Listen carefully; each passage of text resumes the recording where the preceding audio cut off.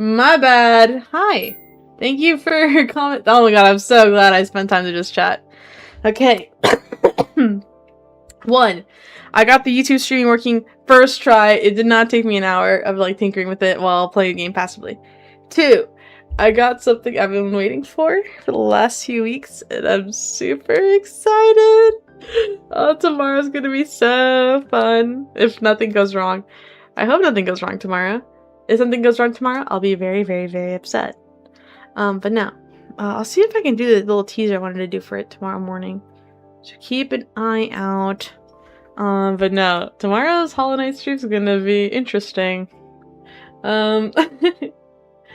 What's left that I want to figure out for continuing Iwani?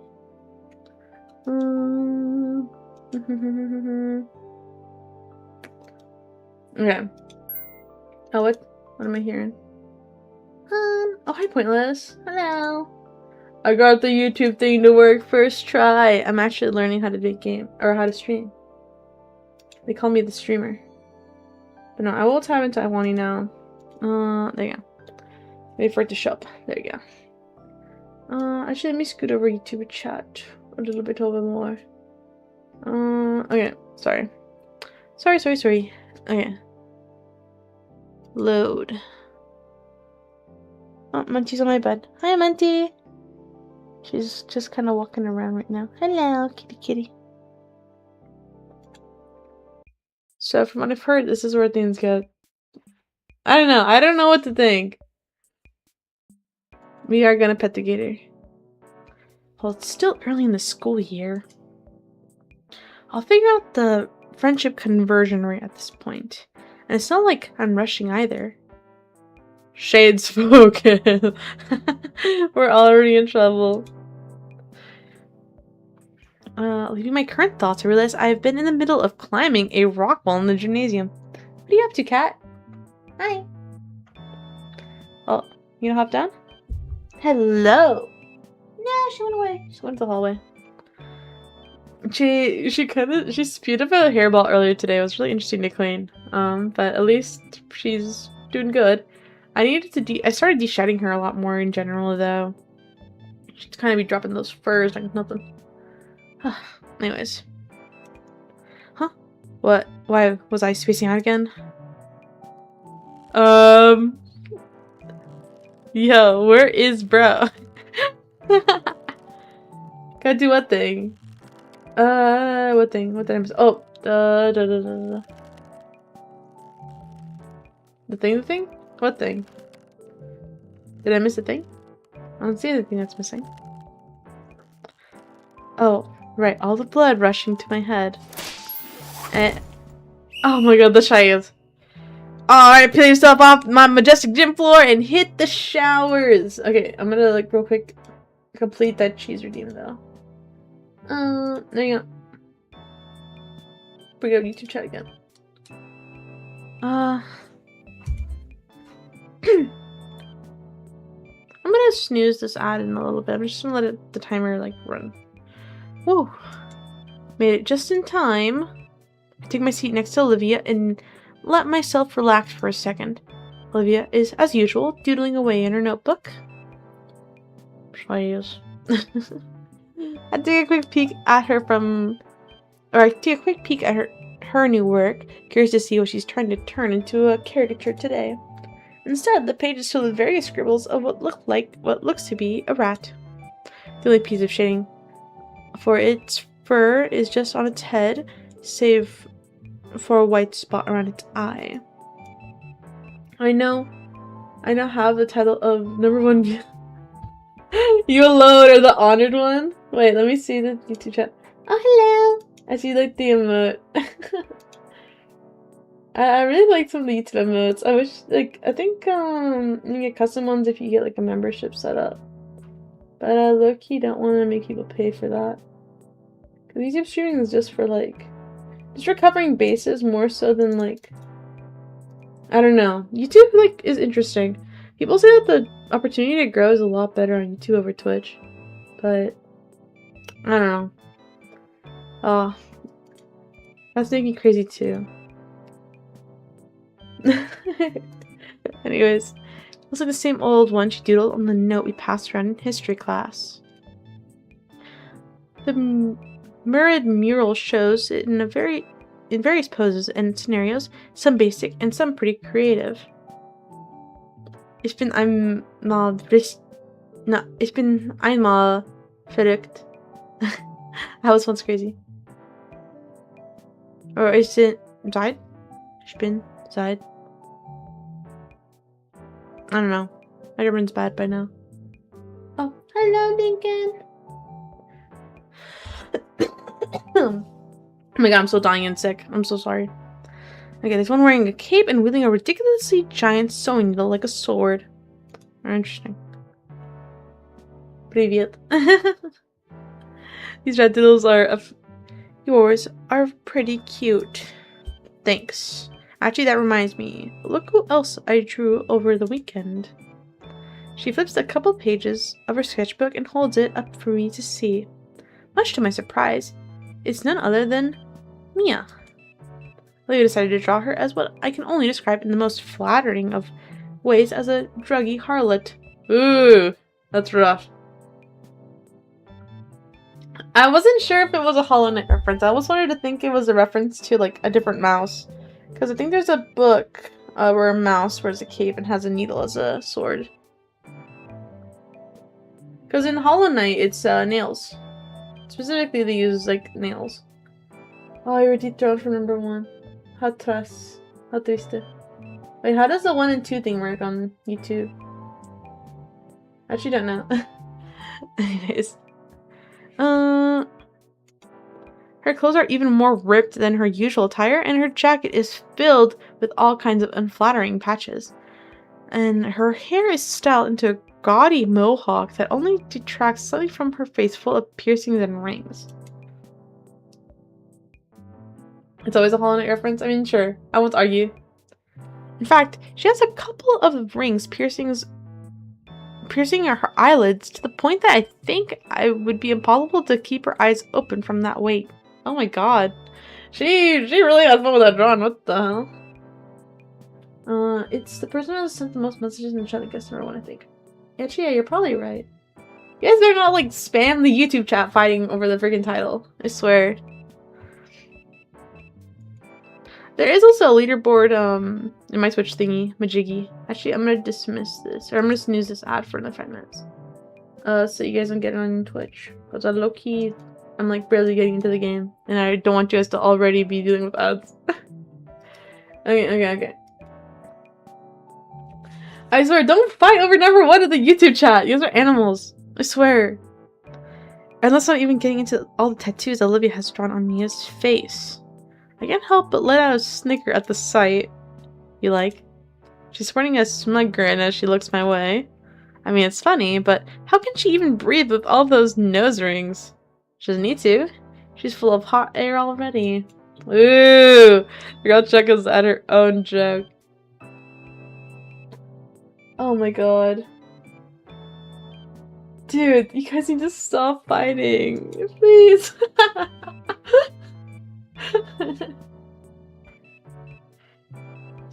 I bet if she saw its steam, it would blow out of her ears. Yeah, she'd stomp around uselessly and then do nothing else.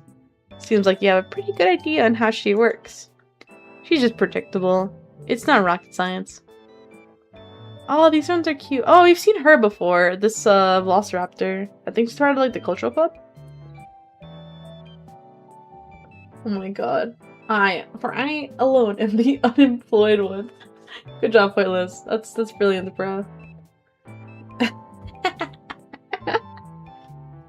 When interrupted by a pair of students, I recognize them, though I only know one of their names. Yeah, Lunara we know. Yo, Inko! My humanie. So I saw you submitted for the contest, and I just love it! It was so good, I just had to show it to my friend. Yeah, man. I just had to come see who made it when Lunara told me all about it. And when she told me, I was like, oh my god. I just knew when I saw you, you had to have that artistic spirit. Yeah. Who am I looking at? Dude, why are you guys fighting in the freaking YouTube chat so much? These are actual oddballs. Pretty damn fantastic, especially for a newbie. I'm a bit taken aback by her backhanded compliment. Still, it is a compliment. The first real one I've heard since coming to St. Hammond. And about my art, I mean. Oh my gosh, I never introduced myself, did I? I'm Kiara. It's so nice to meet you. Yeah, likewise. Cool. I mean, it's not that great of a piece. It's just something I had on hand. Last minute? Damn, you're selling yourself way too short there. Yeah, your work is absolutely gorgeous. Yeah, I'm thinking we should hang out sometime. Oh, you slut. Stop trying to get into his pants. Oh my god. Oh shit, the bell's ringing. Why did this escalate so much? Already. Damn. Well, it was nice seeing you again, Inko. Keep up the great work. Be seeing you later. Yeah, be seeing you real soon, Inko. Those people are interesting. Yeah, bro, why the fans? I can't help but smile as my new friends wave their goodbyes and depart. And heady feeling of joy washing through my head as I replay their words of praise repeatedly. In the corner of my eye, Olivia's smile reflects the overwhelming cheer I'm feeling. Though it seems to vanish the moment I look her way. Seems like you're becoming the talk of the school. I mean, I hope that I'd get some positive feedback about my work, but I didn't realize that it would be that good. Olivia chews her lip in contemplation before turning to me. Say, Inko, can I see your submission? Sure, give me a second. Luckily I prepared, not only do I have a portfolio drive, but I finally set up a cloud drive for it. It's as simple as opening up the application on my phone and swiping to the exact digital copy to present it to Olivia. Ta-da! I consider it my magnum opus. Magnum opus? I finally got to say it! You keep a copy of it on your phone? I've got my whole portfolio in a cloud storage. I learned it was a good practice from a couple artist blogs. So what do you think? You pulled out the wrong... Oh, don't tell me you pulled out the wrong drive if he did somehow. Wait, what the hell are you guys saying in the YouTube? Dude, you guys are just having absolute war in the fucking YouTube chat. You guys need to actually calm down. Oh, Olivia's going to my phone, but she does her best to formulate her opinion. It's, nice. The compost of it is really something. I mean, composition. Yeah, that. I was gonna be like, is this a typo or did she actually mean composition? You did great, Inko. Huh. Getting a compliment from Olivia for my work feels a bit alien to me. But maybe, just maybe, this was the start of something new. Yeah, I can almost feel it now. Incognito, ace photographer, capable of capturing masterpieces through a photo lens. His full fucking name is Incognito. What the fuck does the G stands for? Hey, what the hell? Dude, I'm looking at the freaking... You guys are like, actually just spamming... Wait, why is there Yasumi now fighting in the YouTube chat for it too? You guys are all bums. You guys are actually just bums. I mean... I won't stop you guys from spamming the chat, but if this is what you guys are gonna spend the rest of the time doing during this stream, you guys are like actual animals. Pardon me. Bro. You guys are actual bums. Any normal streamer would have punished you guys. Yeah, that's a nice ring to it. Well, you must see my self-congratulatory grin because her own drops. Alright, you did good, don't let it get to your head. And the grin remains, she forces it off by elbowing me in the chest. Oh. Warned you. That's going to leave a bruise. Oh. Her expression's so cute though. Animals, I say. I know they are animals. Arguing the freaking... Dude. Calling them oh my god, you guys are all chuds. You're part of being a chud too, Yasumi. Don't act like you're above it. With that exchange behind us, Olivia and I get ready for class. Oh shit. As was the norm by now, Mr. Iadakan? I don't remember how to pronounce the name. You have to remind me. Yo, I guess Evil Grissom first, you cute Gator. Yo, started it. Oh my god.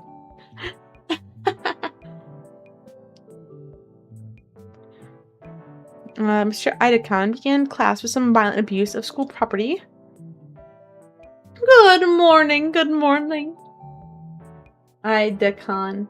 Sounds, maybe that's how you say it. I think Iadakan? Dakan? I don't know.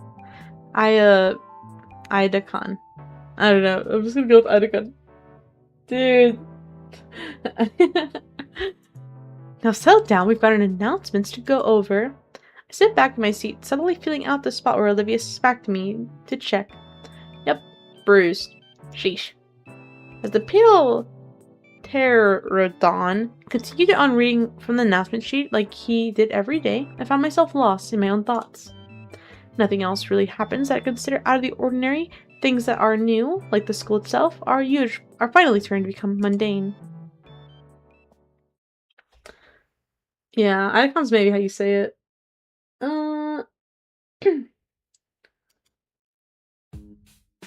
Jasmine, you're actually so fat. You're like, I'm gonna tell my throne.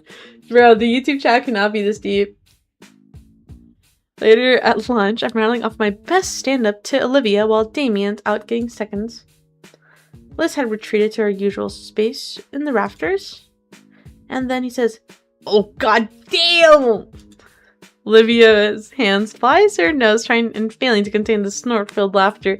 You know, this is actually really refreshing. I don't think, like, from what we got clued into, Olivia wasn't, like, this outgoing. The fact that she's, like, publicly laughing is actually kind of cute.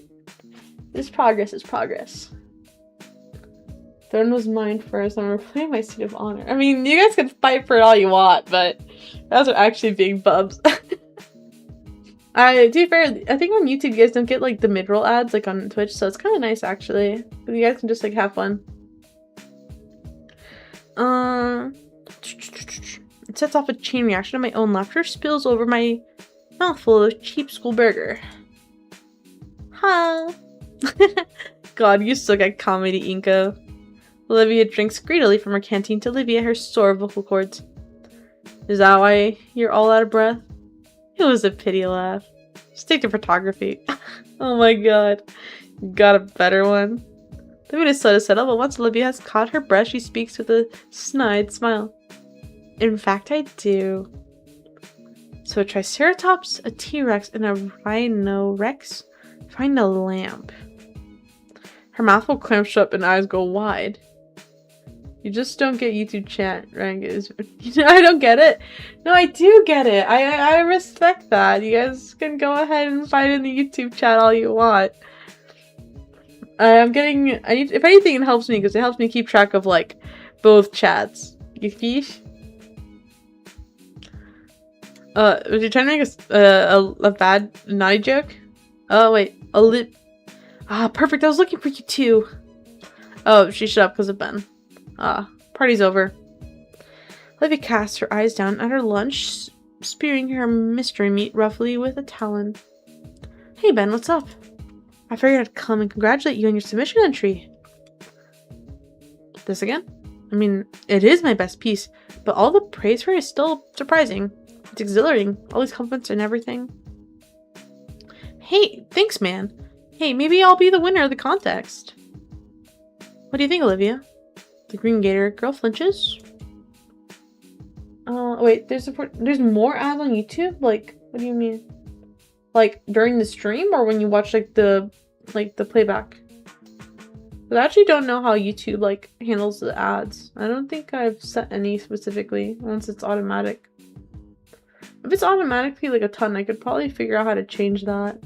Because I sort of watch YouTube, like, live streams, and I haven't seen ads in between.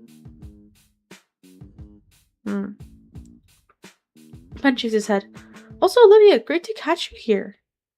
Principal Scalar wanted me to remind you that you need to clean up after yourself. Big messes in classes can disrupt students in other periods.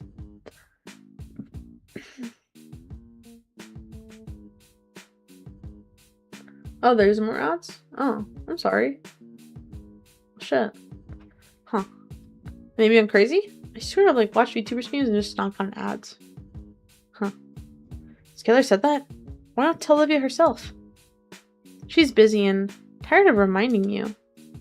Olivia scoffs at the mention of our principal and keeps her mouth firmly closed. Must not be that important then.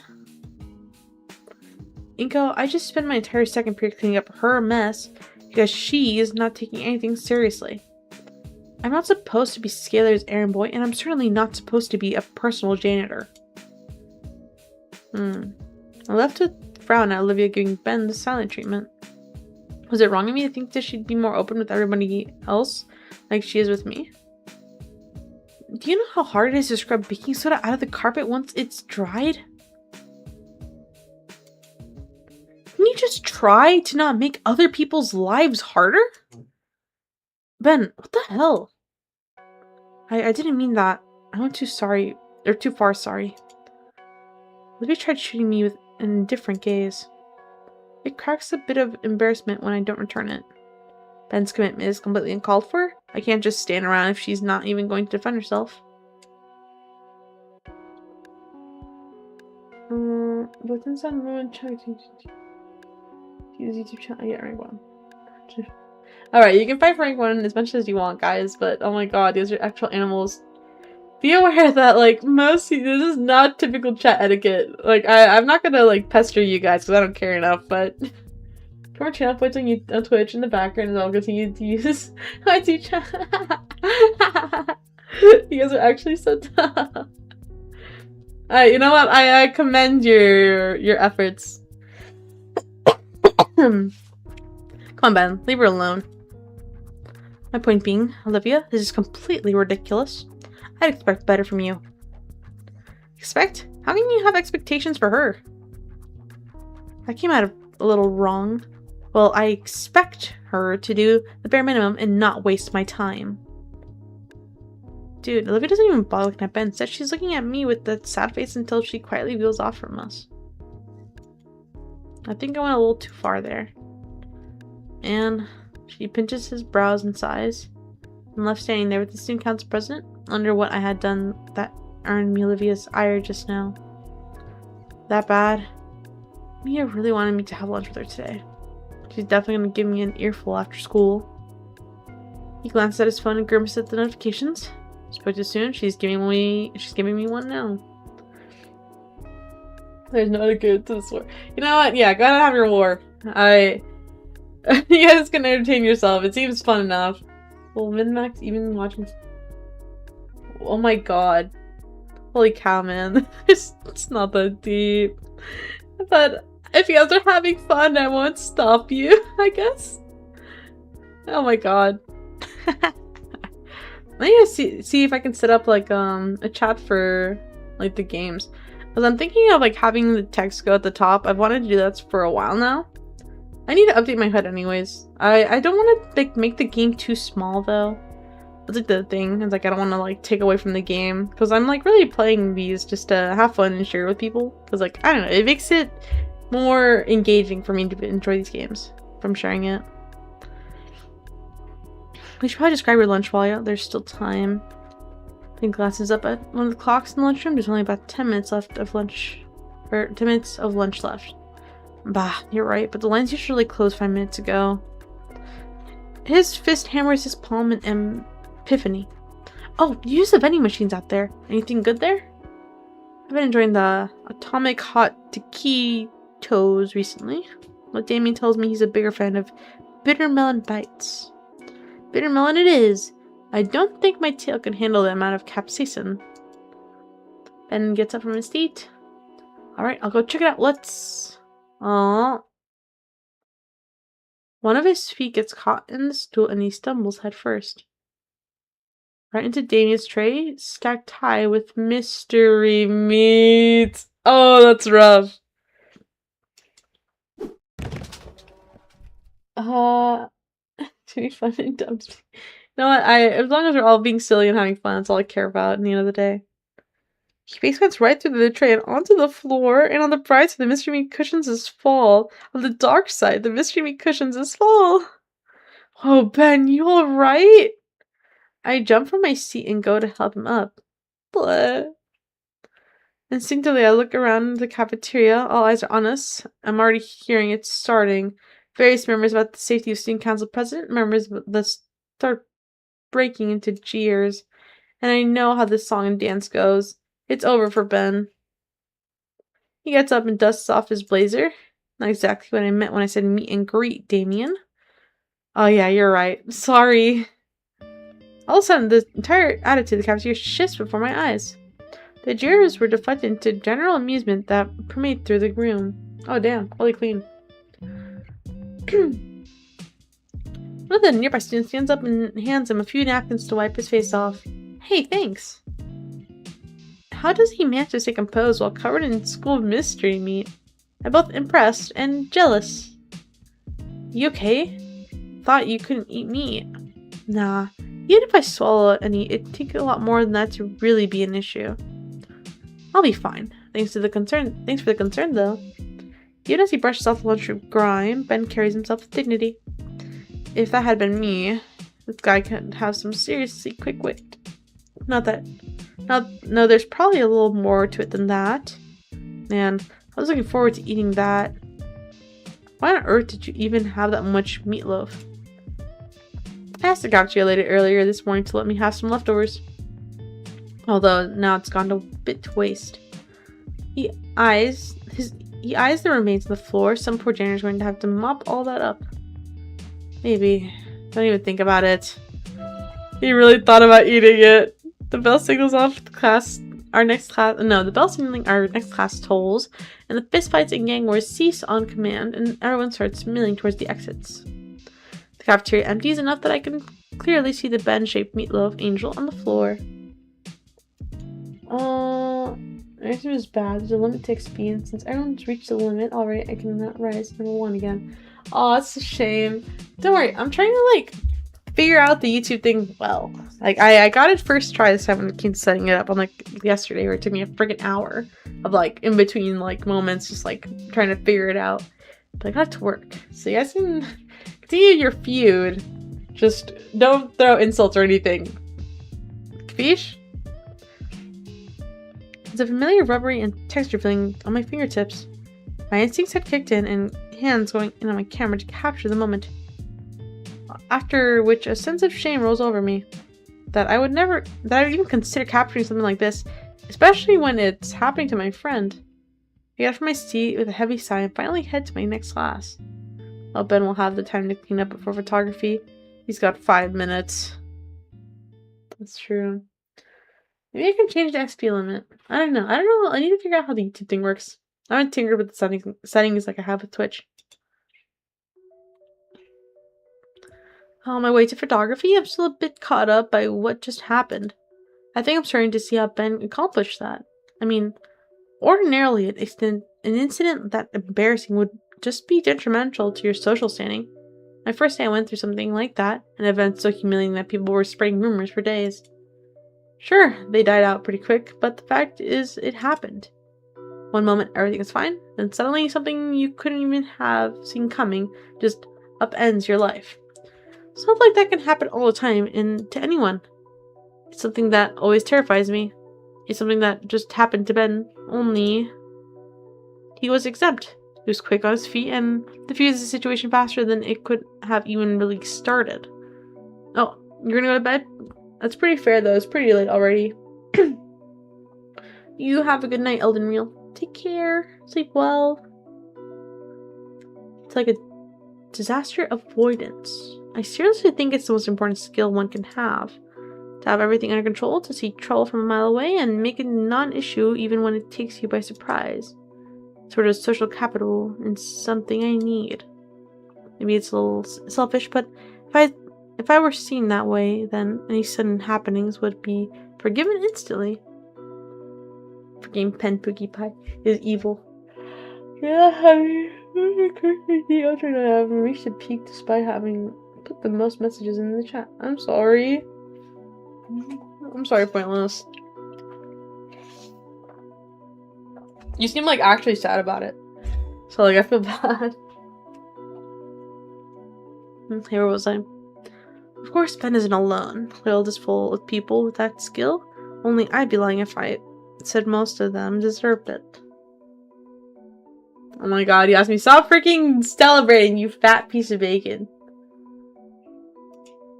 What should be seen as a blessing of a social buffer is just some enabling trait of theirs. A charismatic get out of jail free card. Alright, enjoy your home turf of the Twitch chat. Pointless. I had that ability I'd use to push myself to my limits both artistically and productively. That's my ultimate goal. Ben is one of the good ones, definitely. He's definitely earned my respect over this. Question remains though, how do I get like that? Dude, you're gonna be late to class if you don't hurry. The line of thinking is cut off as I round the next corner. Wanted to talk with you, Olivia. At the center of the hallway intersection, I see Mia and Olivia. Ooh. Dude, the music shifted and I don't like it. Oh, come the fuck on, Olivia. Oh, come the fuck on now, Olivia. Don't be such a killjoy.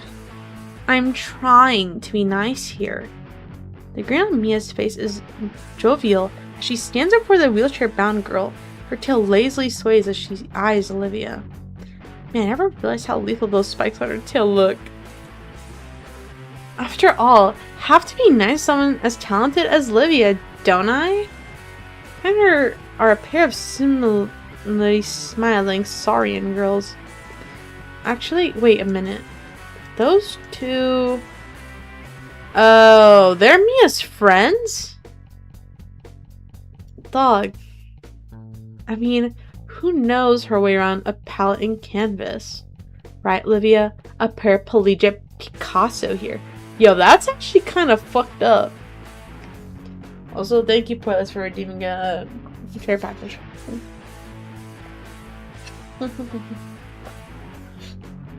No, if Mia's gonna make fun of Olivia for being, like, disabled, that actually pisses me off. Can we, like, not get into that? Yeah, I don't know how she has... And the thing is, Lunara is, like, the president of, like, the culture club, where they, like, you know, get interested in, like, human culture. So, like, I would assume she knows a thing or two about how, like, people in, like, handicaps are, like, treated in other cultures. Yeah, I think she's low-key really mean, and I don't like this. That's you, right? I can't imagine how useless you must feel otherwise. I'm so glad you're able to put those thoughts aside and paint things you like. Mia takes a step towards Olivia, her previous expression taking on a more ominous air. Yet, for all that talent and untapped potential, you seem to lack some of the basics expected of a functioning young adult. Mia's lips part, revealing a cruel grin. I hear you've been a really dirty, messy little baby, leaving your stuff everywhere in class and getting it all over the place. They should stick you in a cute little bib. Yeah, let's block Mia's face with cheese. She kind of deserves it for being a fucking bitch. Oh my god. Let's put that right there. There we go. Deserved. Anyways, let's continue. Kiara and Lunara laugh, jeering loudly at Olivia. Mia snaps her fingers. I don't know if you guys heard that, but I snapped my fingers, causing the two of them to go quiet. Still, I don't want to believe it. Those two, they were so nice to me. What are they doing with Mia? I know them. They're smart. They know if this is what it looks like, it's horrible. And they're not the kind of people to punch down like this. But they all decided to do this, right? So, what's going on? Is there more to the situation? Mia takes another step forward, her figure now looming over Olivia, as she looks down at the cruel sneer on her lips. Normally, I wouldn't waste my time trying to single you out, but I'm gonna use this moment to make you get the picture. Benny was supposed to join me for lunch, but he had to stay behind to clean up after your mess. You got your issues, but You can't ride a bike. Or no, here are your issues. You can't ride a bike. Whatever. That's your fucking problem. Stop making it mine, Livia. Or do I need to start being a problem for you? Yeah, does Ben look like your nanny? Well, she does come pre-packaged with the stroller. Come on, Mia. Come on, Mia, that's crossing the line. Not like she can stand up for you or anyone. What? I'm just chatting with Liv here. Dude, she's a baddie in a different way. Like a mean baddie, like a not good baddie. I don't like this. But if I did hurt your feelings, I'm really, really sorry. Dude, she's actually abysmal! Oh my god. Kara's feet clicking loudly and repetitively while Lunara hands covers her mod hide a giggle. Oh, don't you take it so personally, Olivia? I'm just teasing ya. Right, Liv? We're all just one big happy family here. Lord knows some of us here could use one. Yo. She just like... That's even worse than like... I don't even know how to respond to that. I want to hear both sides of the story here, but what history Mia and Olivia have for a confrontation like this? I think getting this upset over her missing lunch with Ben is extreme, but Mia's friends remain by her side. Another cheese. Oh, fulfill that cheese while the text like goes. There you go. Like her face with another cheese. Yeah, actually, because she moved. Yeah. I got you. I got you. There we go. Oh crap. My tabs are fucked up. Okay. Completely steadfast against Olivia. Is it that bad? And yet Olivia says nothing to her. She has her head atop the knuckles of her hand like I would during Prockling's history lessons. There were moments where Olivia's tail would press into the floor, shifting her chair back or to the side. It looked like she was attempting to sidestep the conversation with that muscular tail, but Mia's own movements cut off her escape attempts. Mia returns to the calm stare. There's no emotion, but the staring contest was a fight in its own way, and the first to look away would lose.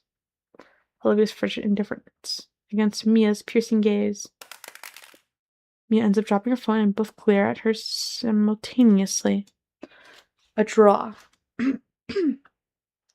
Kiara, I swear I'll kill you one of these days. Olivia takes the opportunity to move past Mia. Go, Olivia, go! Mia takes no time to toughen her stance and continues spewing insults. What? Leaving so soon? No response. And so quickly, that's almost normal walking speed. I was honestly thinking you need a cooler nickname to go with your need for speed. Hot Wheels. In an instant, Olivia stops to a squeaking halt. Gone with her stoic face, and his face were wide with shock. How the hell? Olivia paces falter. Mia quickly steps ahead again and places a foot on her wheel. Your brain-dead fin-head friend told me back in gym class. He went on about how you had it back when you were still soiling your diapers. Honestly, I think you should embrace it. So say it. Well. Are you... I don't know if I want to read that. You stupid bitch. Fucking say it. No. God, do you need fucking speech therapy too? Say it! Hot Wheels. Hot Wheels. See, I knew you could do it. Kind of fitting. I agree with half of it. Olivia's claws dig into her armrests. Maybe that's the nuance. The point is that only half of it works. Dude, let me move the cheeses real quick. let's reposition those cheeses. Actually, I'll lend one of them to Kiara. Actually, let me get another one for Lunar. Effective cheese use. Strategic cheese use. Mia turns to look at Kiara and Lunar, eliciting some more giggling from them. I'm sure you wouldn't mind us making it cool again though, right? I mean, you were such a winner back then! Mia leans in close, her voice now a harsh stage whisper as she daggers through Olivia. What's wrong, Hot Wheels? Don't want to talk anymore? Am I not good enough for you? Even from afar, I can tell what Olivia is starting to lose her composure. Her tail lays limp on the floor as if the energy to hold it was drained away. Oh my god, I think this is bullying. I didn't want to believe it, but it's undeniably by now that this is textbook bullying. It's unfair. It's like when you're in line to use the restroom after hours and hours of waiting and someone cuts in front of you. Completely inexcusable. Why is it the comparison? Is this a part where I should step in?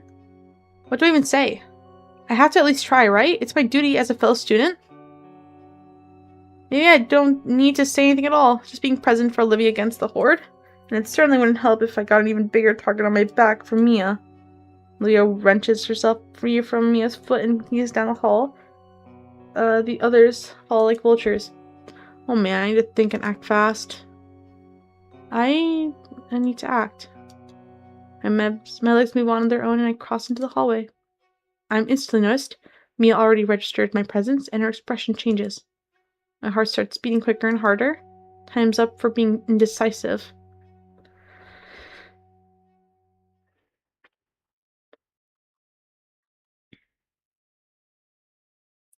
I'm gonna show support for Olivia.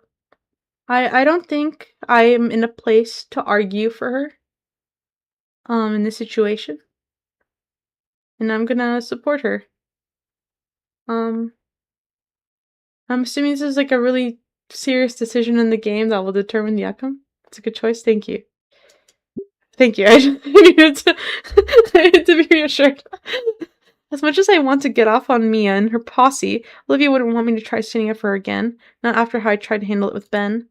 Besides, I'd probably fumble my words and make myself look like a fool anyways. And there's really not much I can do.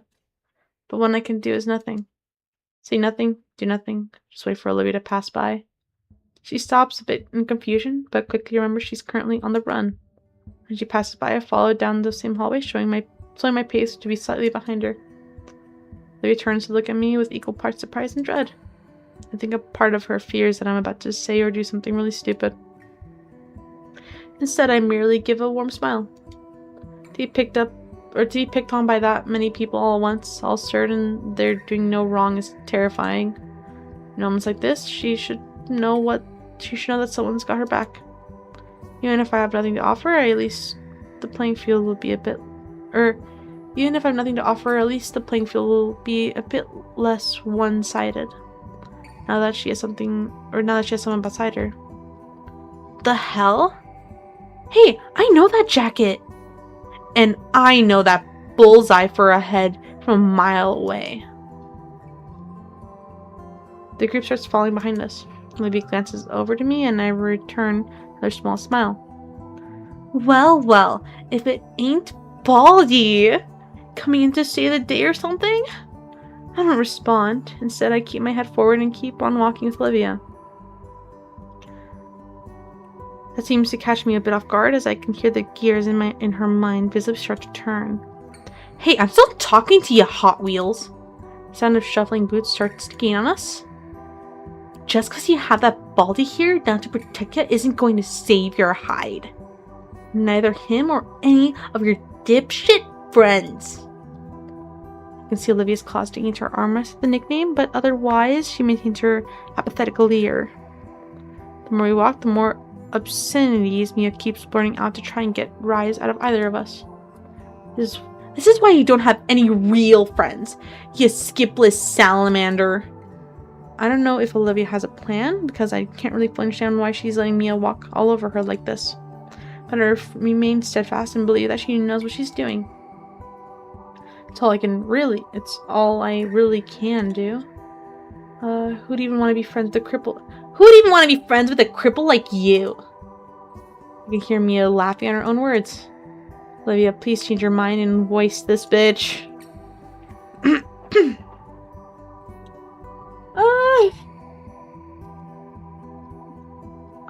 So you got something to say now, Hot Wheels?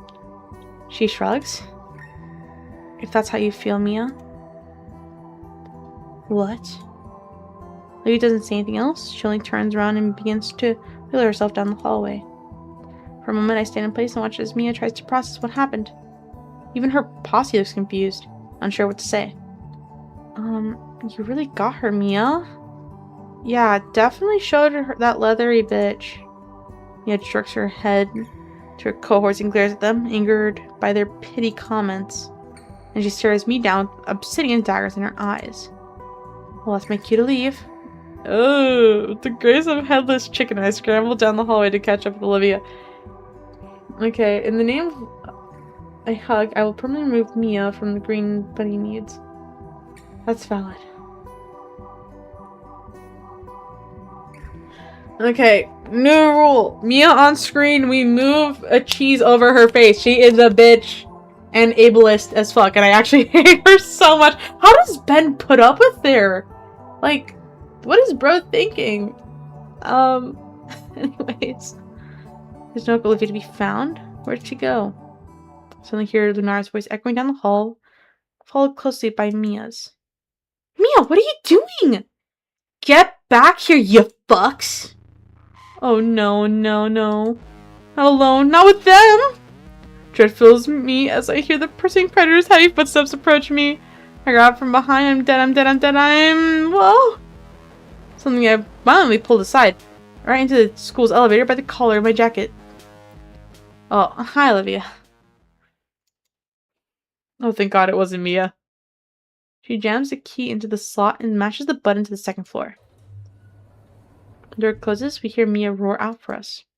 Next time I see those two again, I'll make sure that oversized cue ball has to use that wheelchair of hers instead.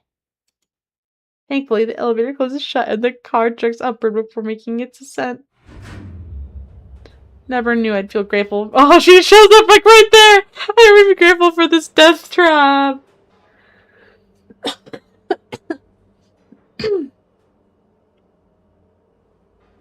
Alright, don't worry. We'll reuse cheeses. We'll reuse cheeses.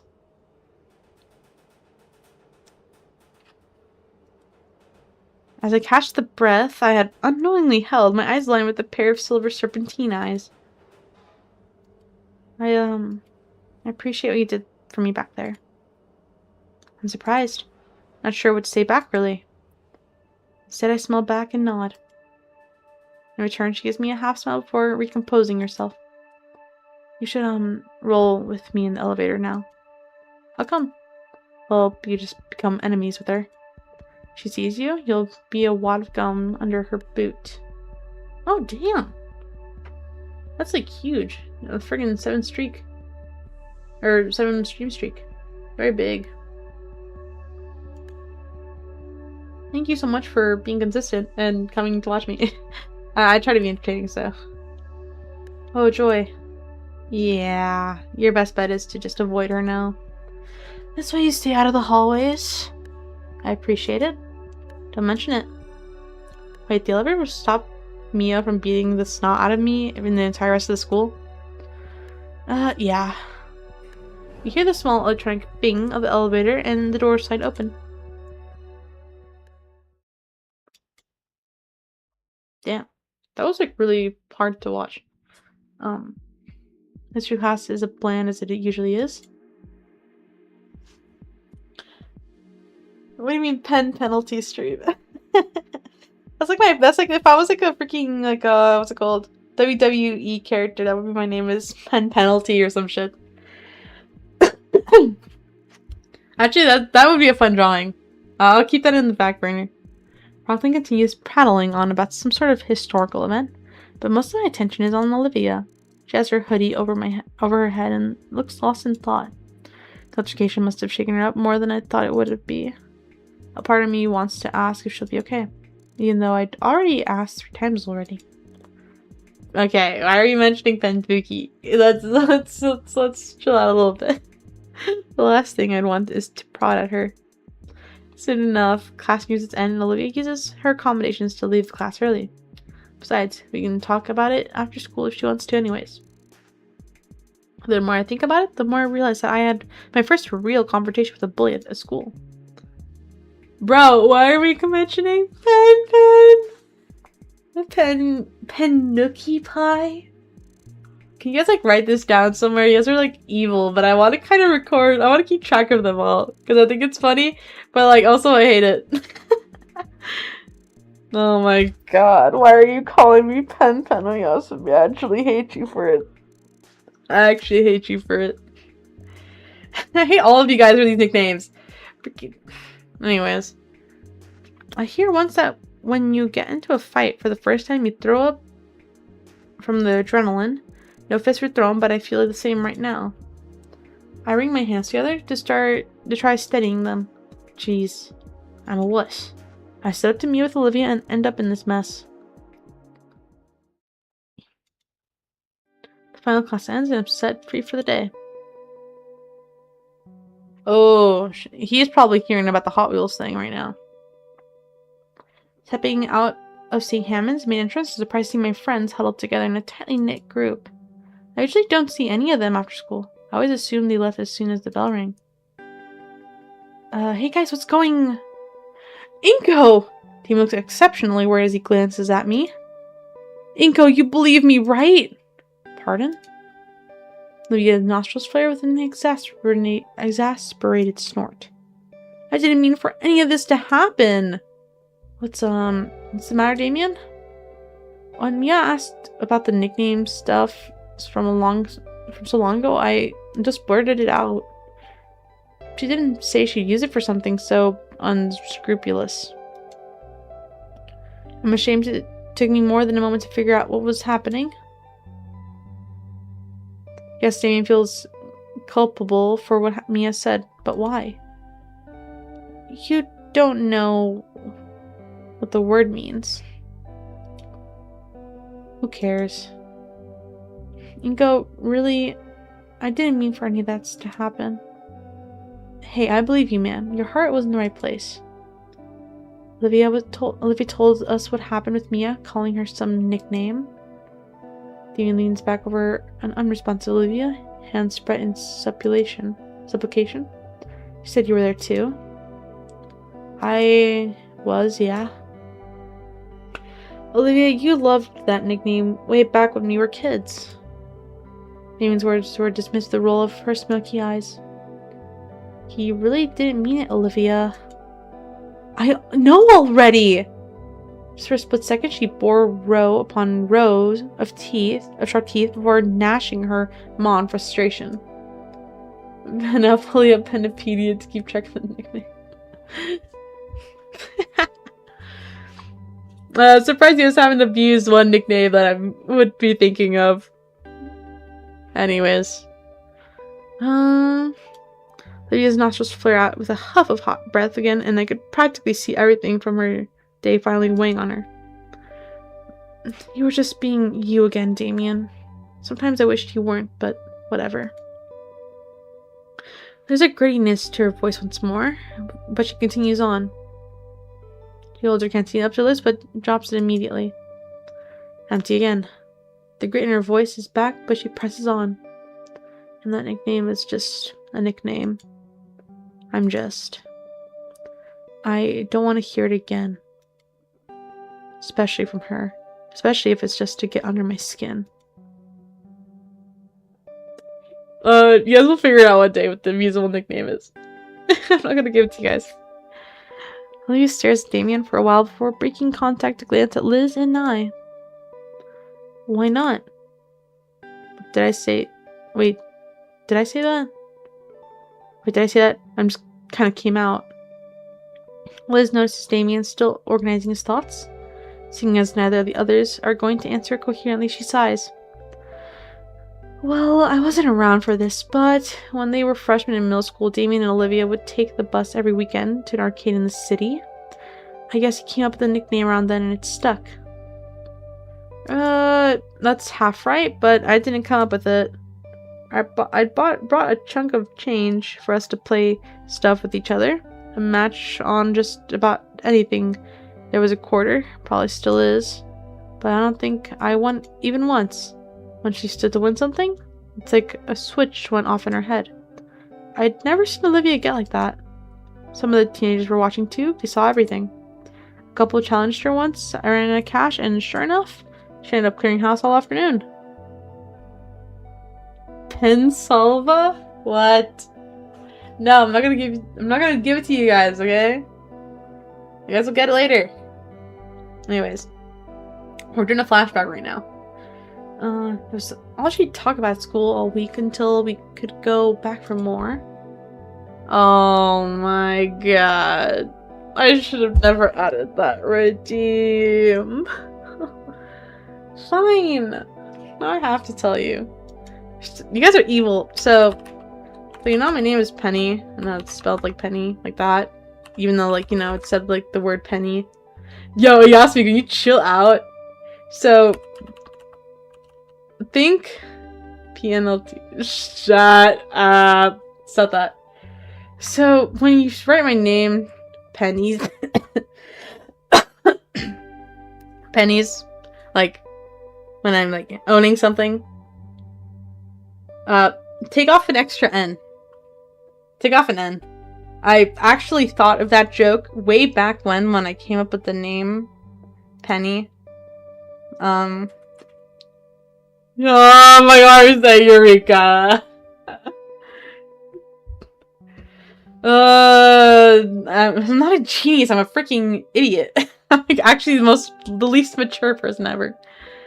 It's like a month for it to be recognized as some local champion. I'm gonna be made fun of them. Oh my god, I'm such a chud. Anyways, sometime along the way, people started calling her Hot Wheels. I don't remember really who or when, but I do know it's proof she got that fire in her. Bruh. Olivia is just like, it's just like, oh. Everyone's like, yo. Actually, let me reorganize the cheeses now that we don't have to censor any Mias right now. Return to your locations. Gissel. Oh shit. Not what I meant to do. There you go. No, it doesn't care about pennies. Just don't abuse it, okay? Oh my god, these are actual chuds. Anyways. Yep. Wow, yeah, that's... I had fun back then. Guess I forgot I wasn't supposed to bring it up. Have things really changed that much? And you did, again. Demon Hizzes himself? Sorry. Yeah, just can't help yourself.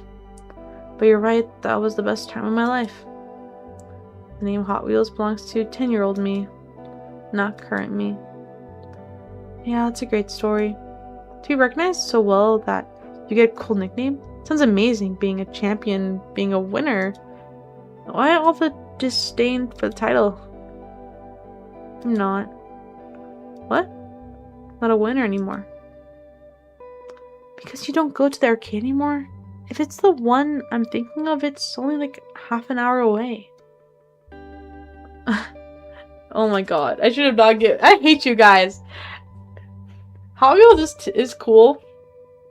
No, I think I've heard of people that are like handicapped that have been called Hot Wheels before. But sometimes people like will just it's different when somebody that you're not a friend of uses your nickname in a derogatory manner. Like that's the thing, right?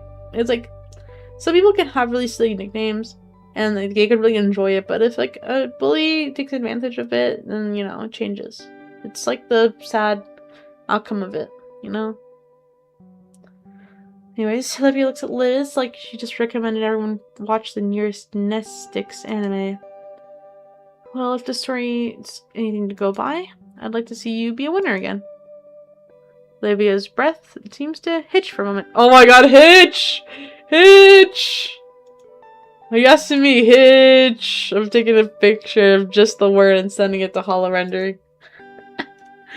Oh, hello! I found the word H! We were literally freaking... He was glazing the shit out of that word earlier today.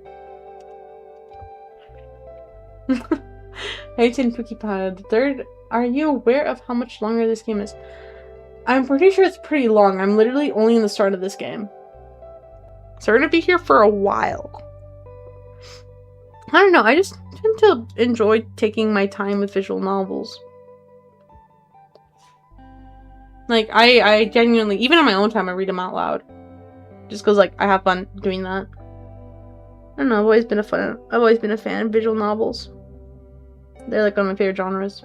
Especially if, like, it's a well-written visual novel. Let me just press you for a moment. Yeah, we're low-key, I think, only scraping the surface. And I'm sure these guys want to see it, too. Damon's the one that dragged you to our lunch table all this time, right? Look at him. He's nearly kneeled over because he's afraid of losing that part of you. And Liz? I think I'd like to see why you and Damien are really close friends. Yeah. That is true. Look, I don't only play this game. Peesh. Plus, tomorrow we're doing Hollow Knight. It'll break it up well. Because I'm going to do a lot more of this game over the break. Just to see if I can get through most of it, if not all. And just as quick as I gained the bravado to speak up, my words left me immediately. They accidentally put Olivia on the spot there. Whoops. Well... Chapter 5 out of 19. Okay, I'm at a third of the story, essentially. Or a fourth. Actually, it's closer to a fourth. Youch. Also, thank you for letting me take care of myself.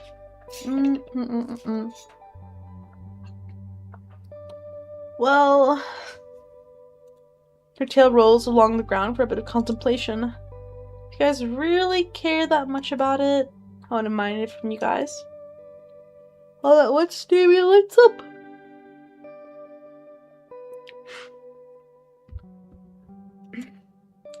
Yes! Let's make basically the end, right? I think for sure. Alright, Hot Wheels is back! You guys now refers to Liz and Inko. Ooh. Damon's shoulders dropped for a moment, but he quickly recovers. Hey, if we're getting the name out again, we should go visit the arcade together sometime. I'd rather not. Okay, then how about a better name? Like... Death Roll. Oh, because she's an alligator? Why didn't you just name us 10? We're not... Oh my, 21. Bro, we're not below 21 joke. Death Roll. Olivia swings her tail around to trip him, but he's fast enough to jump over it. Damien's word. Wait, can I, like... I can watch the animation again. He just unfazed. Light worked every reaction. Damien's words flowed out as he contemplates new nicknames for Olivia to try to appease her, many of which are shut down by her, or leave Liz and I chuckling. Gradually, our giggles died down, and the four of us chatted a bit more about the day in general. Eventually, Damien and Liz headed their respective ways, with Olivia deciding to stick around. Once the school was filtered out of their various homebound rides or their after-school activities, leaving Olivia and I alone. Hey, I'll roll with you. Really? I mean, I don't mind, of course. Something. House is a few blocks away anyway. Besides, I'm sure someone would beat you up and take your lunch money if I didn't. There's plenty of time to make it. The next train, so the two of us take it easy. Fun silently managed to break through the autumn clouds, making the walk almost unseasonably warm. Man, I thought the last day of summer was weeks ago. Ha, it was. I don't mind it staying warm longer, though. Feels pretty great to me. Olivia gives her chair an extra hard push, letting herself glide by unaided for long enough to stretch out her arms to bask in sunlight. I might have figured you'd like the heat. Oh, what? Because I'm a dino? No, not like that. I'm just playing. Relax. You're pretty touchy on this stuff, aren't you? Two of us finally make it to the train platform, nestled as it is off the main street. You can see the train a few blocks away. Our walk time or a walk timed up with its arrival perfectly. I just think it's important to be educated is all. Even if you're, the only human at our school. Olivia flashes me a cheeky grin as my train pulls up. Olivia really dragging out this game for one hug. If it were a dating game, probably could beat it in a day. Honestly, yeah. Dating games, you can beat it in a day. Hugging games take like days, hours. I've got to admit, her mischievous nature is a bit infectious. As the train doors open, I leave Olivia with one final jab. Something I know she'd appreciate. Hey, whatever you need. Oh, whatever you say, Hot Wheels. Oh! I neatly dodge out of the way of her slashing claws, stepping smartly onto the train as the door closes. Inko, you son of a bitch! Get back here! The doors ding shut behind me. I can see an irate and still blushing Olivia waving her cold fists at the train and begin to pull away. Oh. Still giggling, I managed to squeeze myself into a seat next to a yellow-skilled woman, smelling faintly of hot dogs. Now, I may pay for the comment later, but the look on her face was totally worth it. Chapter 6. I'm gonna judge you. Are we about to do Chapter 6? As the school year progresses, the days start to feel like they're moving along much faster. Part of it may be the change of season, however slight that change may be. While the calendar says it's officially fall, the only thing I really noticed was the increasing number of clouds in the sky. That day the game nearly ended. Better safe than sorry though, which I say I brought my fancy compact carbon fiber umbrella. Still, things have started to be routine for me in the mornings. Wake up, throw on my clothes. Sorry, that was gross. I burped. Continuing breakfast before realizing I'd wrecked my stomach, walked to the station, the feather light umbrella in hand. Oh, Mr. Ferris. Now, when you know it, I end up having a chat with Mr. Ferris on the way to school. Hello, Mr. Nito. How are you this morning? Doing fine, sir. Thank you. And how are you? I'm doing well. What? Latin Kermos. What do you mean? Oh, so my niece told me over the weekend that you and Olivia were in a predicament of some sort. Wait, you're referring to Mr. Harris as the Blue Titan? He's a whale! Oh yeah, Olivia was being picked on by someone, but it's not a problem anymore. He's everywhere, really? I see. Well, that's unfortunate to hear. And strange, considering the substantial funding the school gets for anti-student harassment programs. Well, what good is all that tax money if classmates are still ragging on each other? If it means anything, Olivia knows how to handle herself. I was there to support her. That's fine, but the issue is this sort of thing shouldn't be happening to begin with. The Blue Power Ranger really be all over the place. There's no way you're calling Mr. Ferris a freaking Blue Power Ranger. Ah, he does have much. He has green eyes. I don't really call that matcha green. Chud. Anyways. That's fine, but the issue is the sort of thing you'd be having to begin with. That aside, Liz has gotten somewhat enthusiastic recently regarding Olivia. She's surprised at how animated she's gotten. Ever since that get-together at Randall's place, I think. I'd wager you'd have to deal with it, no? Maybe a little. Yeah, it was certainly rocking the meeting, but we've been warming up to each other. It's nice seeing a different side of her, even if it's brief. I don't know. I can take, I don't know, can I take credit for that? You'll have unique chances to make a change, Inko. If you're good at grasping them, that is in itself something to be proud of. How do you know it's a really good chance to do anything? He lets out a deep, reverberating chuckle. Well, to flip our usual script and let you in on an old phrase, a friend of mine once told me, if you see a fork in the road, take it. Oh, like a freaking matcha? Like, just straight up matcha? I've thought about it, but I'm like, oh, that could be a waste of like an emote space for free. Oh, good job at redeeming your daily, you asked me. Better late than never. I hope I use your script. Again. Yeah? Thanks, Mr. Ferris. Huh. In my mornings, the school days have become a routine as well. Study 3P with Damien, see Olivia's neutrals and sketches in art class, watch Liz lose her mind tutoring Damien at lunch, talk shop with Ben. Though now I have to avoid Mia with the plague, but she's surely out to kill me. All said, I think St. Haven has been my best school experience out of, man, I've lost count how many I've been, I've lost count of how often I moved. Must be the fresh head trauma. As for today... Ooh. Bro, why did you have like the dorkiest pigtails ever? Alright. There you go.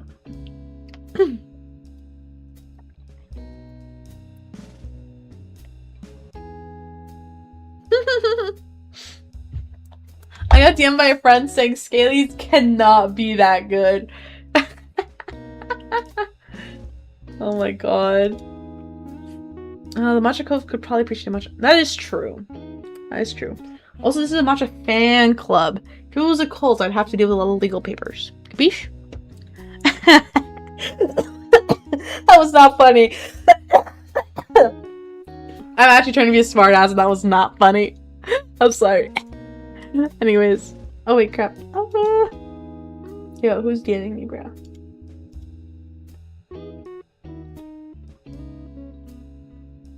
Jeez, man. Okay. Okay, anyways. It's been raining pretty often recently, so Coach Sully made us play more dodgeball in the gym. Okay, we're gonna refer to it as a fan club, okay? Okay. Mia was definitely gunning for me with the way she launched them at me with the speed of a catapult. Dude, she's gonna kill me, I swear. I rest in Idacon's class, popping my spine against the curve of my chair. Apparently today's a short day because of some assembly, so the period will end much earlier than usual. PNLT. Is PNLT like shortening Penni Latte? Dude, I swear. Apparently today's a short day. I read that. It also means we got most of the period to slack off, do homework. Do homework. After the desk next to me, I glance at the desk next to me in hopes of catching Olivia's latest artistic masterpiece. I notice she's not drawing and instead only fidgeting. Oh my god. Because they're actually chuds in the chat. I hate you both.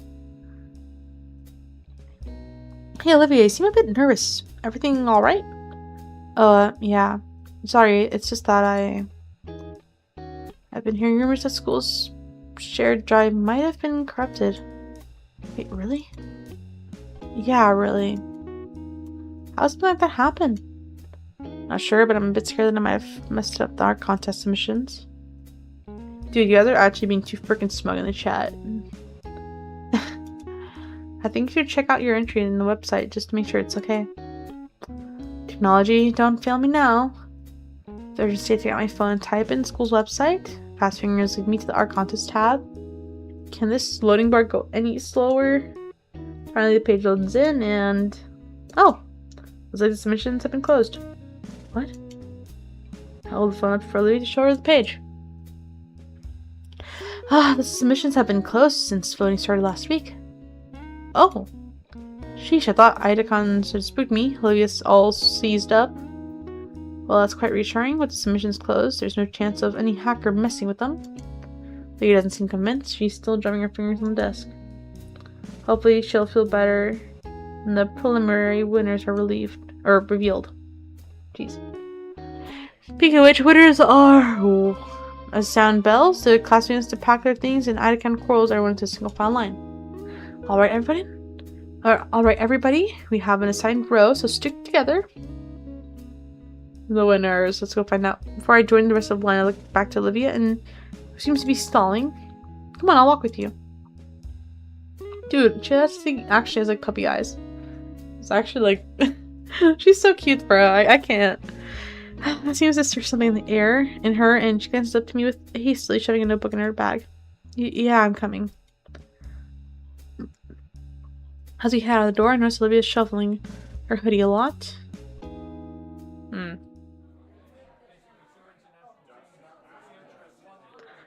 It's not a long walk to the auditorium, and despite Idacon's best attempts, most of the class splinters off to sit with their friends. Having expected this, he shrugs and makes his way over to the back of the auditorium where the other teachers are. Louie and I are left to the struggling crowd, trying to filter into a cramped theater of the school. It's going to be difficult finding seats. It's fine to have a spot. Well, Leah wheels herself down the path, to which I follow suit. No! Wait, you can watch on YouTube! Check if you can watch on YouTube! Check if you can watch on YouTube! Check YouTube if you can watch. We can see that. Hold on a second.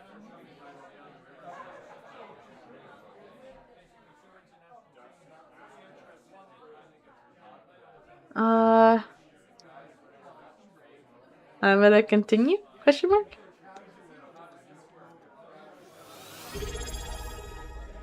Oh. Wait, what? What do you mean no? Also, thank you for subscribing and yeah, you asked me. Okay. There's a vacant spot where a typical seat would be for a faded handicap sign. Leah parked her chair into the empty spot, to which I take the seat next to her. Best seat in the house, right? Can't complain. Wait, what? Oh, you reached the freaking sub goal. I thought you had the prime thing using. Are you using the prime thing, weren't you? You do not need to spend more money than you do not need to spend money. Anyways, can't complain. As the hall fills with more students, my anticipation rises. The ad break ends in 20 seconds though. It was 3 minutes? What the hell? It says the ad break ends in like 13 seconds though on my screen. I'm just gonna wait till ad jail maybe ends, I hope.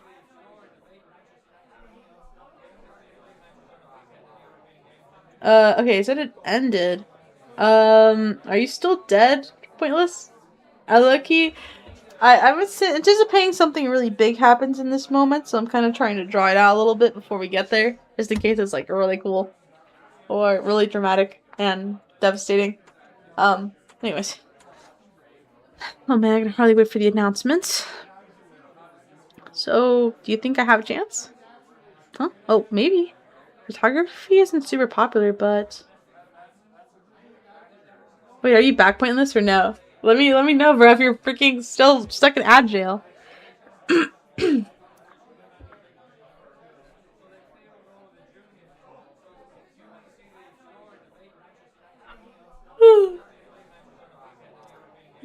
Ah, shit. Try using the YouTube. Maybe look on YouTube if there's no ad. Alright, I have no clue. Okay.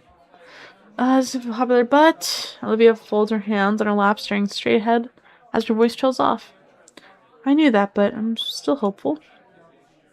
Hey guys! I have to remind myself that this is normal. Hey Liz. I can't believe it's finally here. Oh my gosh, I'm so excited. Me too. By the way, where's Damien? Oh, he's like in the crowd somewhere else. You're just using YouTube to watch? Okay. Hey guys! I think it's really clever how this game, wait, I'm let me not censor Olivia real quick. Cheese. Go over here. Wait, then I can't see Damien. Dude, we're gonna spend ages freaking... Okay, there you go, that works. Anyways, I'm over here! Damien is in the far back of the auditorium, yelling and waving his hands in the air to catch our attention. He's going to get in trouble for that.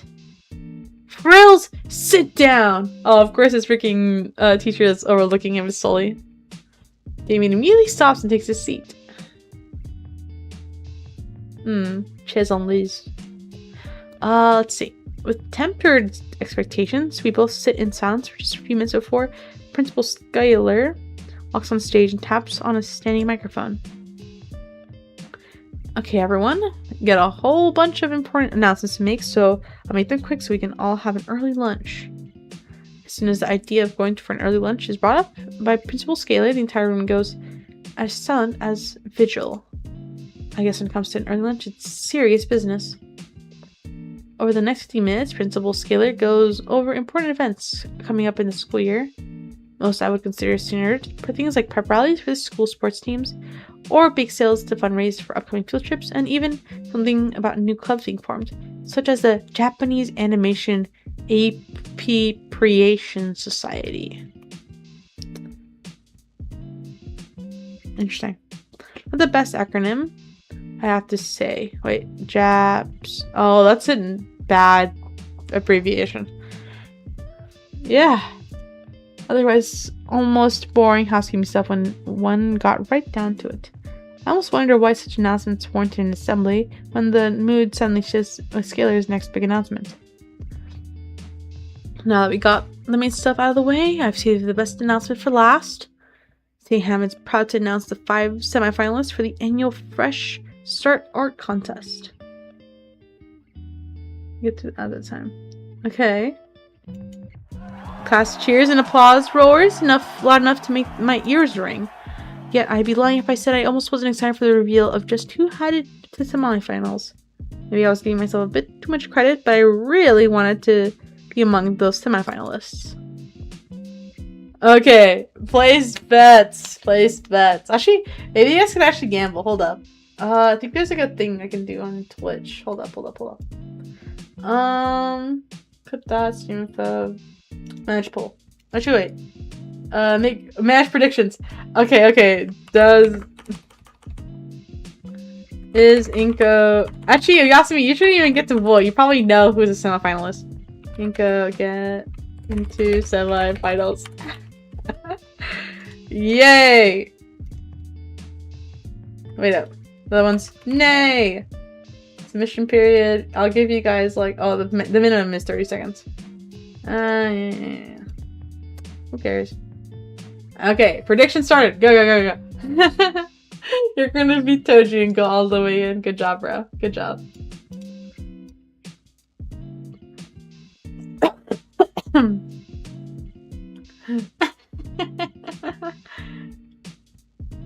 Okay. Let's find out. In fact, I turned to face Olivia and I prepared to cheer alongside her, but I'm stopped in my tracks when I noticed that, unlike the rest of her peers, Olivia seems to be uneasy about the prospect. Almost scared, even. Before I can ask Olivia why her sudden change in mood, Scalar continues with her next words, cutting my train of thought. And here we have the semifinalists. The pieces of the 5 skilled students who have been beaten. All the other competitors came up, followed by the names of victors right above them. You're broke now. Last I seen a photography submission in sight. At least I gave it a shot, right? Aw man, I didn't make it in. His neck drops down like a melancholy noodle. I can't help but feel pity for the bummed out Brachiosaurus. Bzz. Checking my phone, I see. Tell Liz to come back here, bro.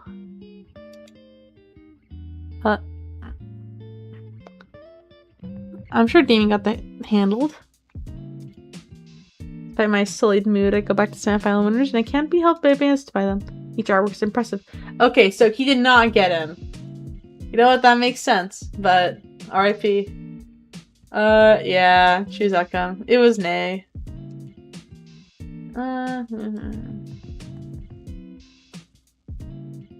Alright. You probably already knew Yasumi, don't even, bro. I think it's because like he has like predicted the most. Oh my gosh. Anyways, where was I? Game. Okay, each work is impressive in their own right. Their colors blending wonderfully, and all the figures beautifully designed. It's easy to see why these were voted as winners. The last one especially catches my eye. The scenery landscape of the setting sun looks stunning. If not for the stylization of the skyline and artistical color palette, it would have probably passed as a real photograph with some filters pasted over it.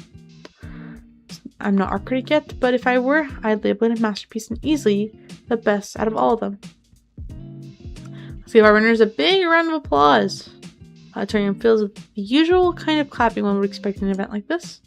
Polite with an underlying tone of disinterest, the one person felt compelled to constantly make a piercingly high whistle.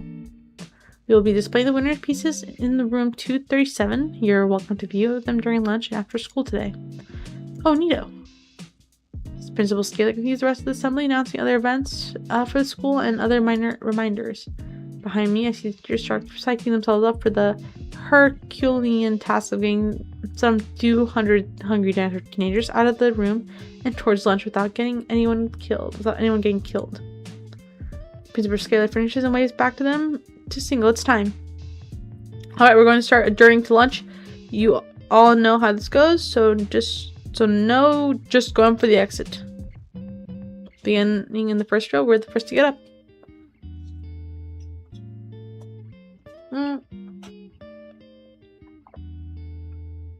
Anyways, I follow behind Olivia until we make it to the hall. Hey, Olivia. She stops and turns a bit. Jesus, she's still anxious about the sight thing earlier? She looks a little pale. Want to check out the winning paintings a bit more? Want to come along? She considers for a moment. Really? I thought Inka was gonna win too. I wasn't sure. No, go on without me. I need to use the restroom. Alright, I'll see you at the lunch table then. Lee nods and starts down the hall, following the flow of students towards the lunchroom. I see the principal said it was in room 237.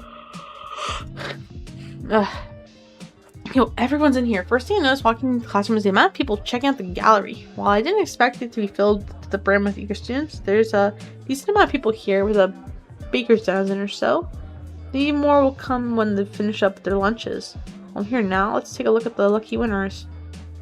The pieces are all set on easels in the back of the classroom. Some desks and chairs are moved closer to the front to give each one its own space.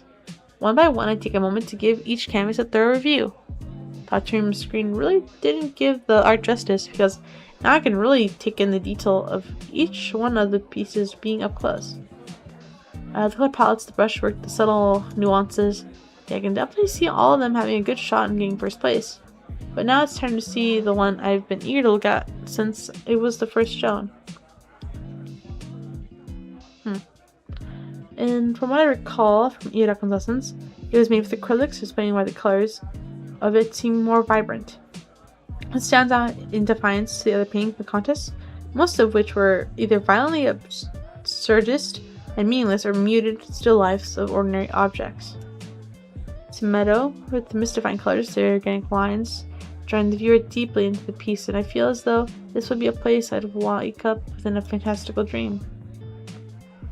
There's no rigid structure or forced metaphors here, just a fantastical merger of creative expression and real-world beauty. With my fingers itching for the familiar weight of my DSLR, this is a piece that I want to immortalize in my portfolio. It hands down the winner contest in my eyes. I simply must find out who made this. It looks like this breathtaking show of artistic talent was made by semi-finalist winner.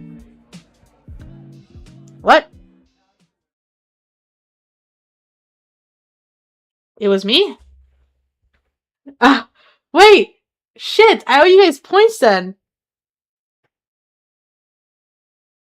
Oh my god. I thought he said he didn't win.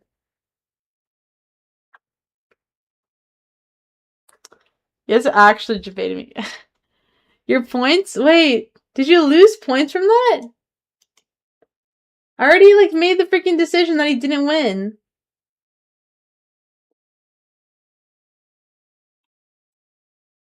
You guys got points. Yeah, because it said 2 people voted for nay, and I selected that was a nay. So you guys got points, but technically it was Inka that won. So technically you guys would have lost points. Anyways, Inka. That's actually surprising. Is this a picture of a portrait that was made by Olivia? That's a problem. Ah, Inko, I'm glad you swung by. Looks like you're admiring the art contest entries. I told you that St. Hammond's artistic programs were unparalleled. That's not mine. That's not yours. I try to say more, but the words won't leave my mouth. Ben's followed mine to the bottom of the painting in front of me, and I watch as he makes the same realization as I do. Yeah, no, he didn't win. This is probably the whole thing with, like, things being wrong in the system. Inko, you didn't. Did you paint this? I had no idea your style was so developed. So humble. If I had known. That's not my entry. It's not. No, mine was a photograph. But what's your name doing on this one? Must be some kind of mistake. A million scenarios come to mind. They must have gotten the wrong name somehow. If they did, I think the real artist would have come forward by now. Then the website must have been hacked or broken. But our school checks for stuff like that. If it was, we would have known by now. Then... Ego, you sure you didn't submit somebody else's piece by accident? Of course I didn't. Why would I do something like that? You're the only one who could log into your account, Inko. Suddenly everything stops. My account. Did somebody... Like, relax, alright? You can get this sorted out. Just don't panic. Ben lowers his voice. But Inko, just to be clear. What? You didn't just get a bit of extra help, right? Ben looks me through the edge of my glasses, eye to eye. There's some real stakes in this contest. Cheating is taken seriously. Especially fraud.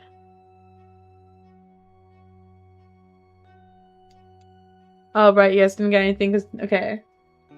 No, that's a shame. You guys didn't get points out of that. 2 words echo around inside me. Fraud. My bones chill. There's ingenuine, faker, liar. They're all bad in different ways, but fraud is dripping with frigid condemnation. No, I swear I submitted a photograph. Ben relaxes his shoulders. Alright, just making sure. Sorry to alarm you. It's perturbing how you can go from deadly serious to jovial like a flipped switch. You're going to be alright? Sorry, I just need some air. Hey, feel free. I'll let Skylar know, okay? Yeah, thanks, Ben. No problem. Just take it easy. Ben offers me an earnest smile, waving at me as he steps out of the room and down the hall. After some time, I follow him, shambling down the hall as I try to make sense of what happened. I thought everybody liked my photograph, but they all thought I was some kind of expert painter instead. I don't even know how to express it. I feel empty. Though maybe my hard work was finally paying off, but I submitted the right entry, so what happened? Did somebody change it, and if so, how? It's a good piece of work too, but what even is there to be gained by putting my name on it? I wander aimlessly through the halls, though my missing lunch passes my mind, but there's a different sort of emptiness pervading my stomach. Why is this rattling me like it is? Or why is it rattling me like it is? And it's not like I'm in trouble or anything. Ben's helping me sort this out. I'm at a loss of what to even think right now. Oh crap, Olivia mentioned something about server issues before. I couldn't see my submission, but was it just that? Maybe Olivia was right to be worried. Well, duh. Why else would someone be so nervous? My aimless walking leads me outside the principal's office in the gala. There's that one city CNC painting from the start of the school semester. It's the very first painting I ever saw here, and it's still one of the best. Vibrant cityscape and that morphs the rigid structures of the urban planning into a soft and inviting utopia, as if viewed from the eyes of a child. Gambling balance and seeing more gambling opportunities might be. Sorry. You know what? That's fair. I'll let you guys gamble a little bit more over stuff like this. Oh, hi, Monty. Hello. Hello. The sky above the city is beautiful, shade of crimson, with radiant clouds clustered along its length. If the art contest submission was the best painting I had ever seen, then this one comes close. Hey, where are you going? I'm not done petting you. And she's gone. I can only imagine the accolades she must have gotten for this painting back then. You know, for a while, I got that experience. I got to step in the shoes of an artist much better than myself. Maybe that was the intent. All the praise, approval, everything I've been wanting. Just for a while I was given by an anonymous stranger. Whoever that may be. Actually, it's giving me a bit of an idea. If I'm clever and Olivia's up for it, this can be a cool way to get her to show off for painting more. Everyone would like that. Maybe that's what she wants or needs. I could act as like a professional publisher for her so she doesn't have to deal with people. Huh. Wait a second. I peeled down the empty hallway. I need to find Olivia. She couldn't possibly. But why me? Why would she? Thinking about it only increases my worries and desperation to find who I would hope to rapture Jesus isn't the culprit. I haphazardly check all the places where Olivia could be, but I can't find her anywhere. My hunt for the baryonyx leads me to the second floor of the atrium. Feels like there's a lead brick in the pit of my stomach as I internalize my current situation. The soft pattering of rain hitting the window grabs my attention to see a gloom-covered caldera outside. My eyes wander along the school's pathway, covered in mud thanks to the earlier rainfall. Wait a minute. Those are like tracks in the mud. I burst through the main entrance doors and am met with the feeling of droplets hitting my head. Outside, a dark overcast has rolled in. Forecast called for an on and off rain during the day, but pretty gnarly clouds. There's a like dusk around. Crap. What am I wasting time for? I follow the trail with urgency, fearing the rain will wash it away. Looks like it goes down the whole pathway. And my clothes getting progressively damp and the water collecting on my shades. Eventually, I round the corner that leads me to the bridge and see a distressing item at the ends. Oh shit! A wheelchair. Olivia's wheelchair. Empty of the occupant toppled on its side. A new fear grips at me, born from the mental imagery provided by the sight. Those cruel thoughts push me up the steps faster than humanly possible, even as my rational mind tries to reassure me. Running across the deck, my breath is caught in my throat when I reach the middle. Hi, kitty. Come here. Oh, buddy, bye. Oh.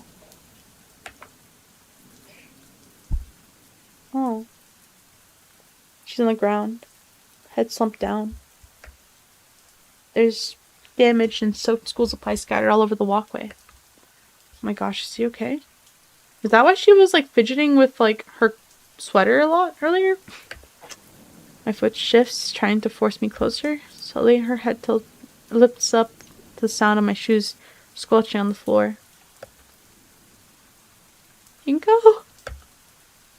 Her tear-stained eyes stare at me with a dead expression and her voice sounds weak. Olivia. I feel like I can finally breathe again. Slowly, Olivia pushes herself up and I notice she's lying atop a pile of paper shreddings. The feeling of relief slowly fades away and I remember just why she was looking for. We stay silent, only staring at each other as the rain continues to bear down on us.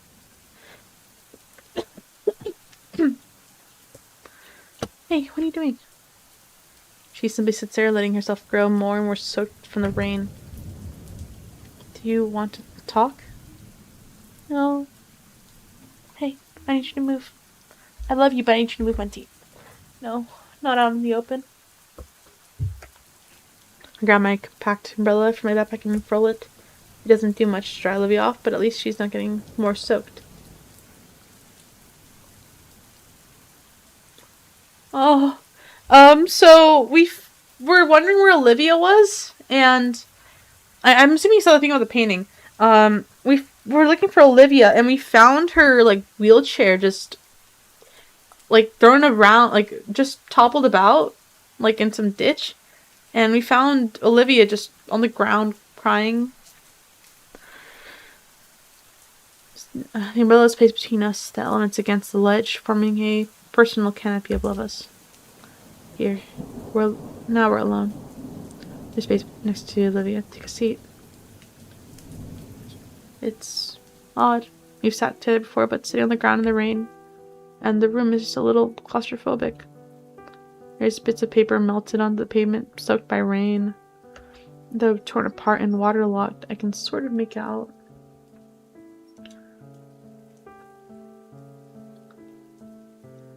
Oh wait, what? Why are we fighting in the chat again? Anyways, they're trying to pardon while I sort of make it out. A tree. A rough sketch of one anyways. Like the one that stood prominently in my false submission. So you did it. So you did do it. Ego, please, I can explain. I didn't have a choice. What? I know what I did was wrong, but I didn't have any other way. It wasn't a choice to not trick me. She avoids looking at me, focusing on the scraps of paper scattered about the floor like confetti. It wasn't to trick you, I get you're mad at me. I'm not mad. I'm just confused. I thought we were good friends. I wasn't expecting it. Expecting you. She pauses to give her throat some respite. Her usual water bottle isn't anywhere nearby.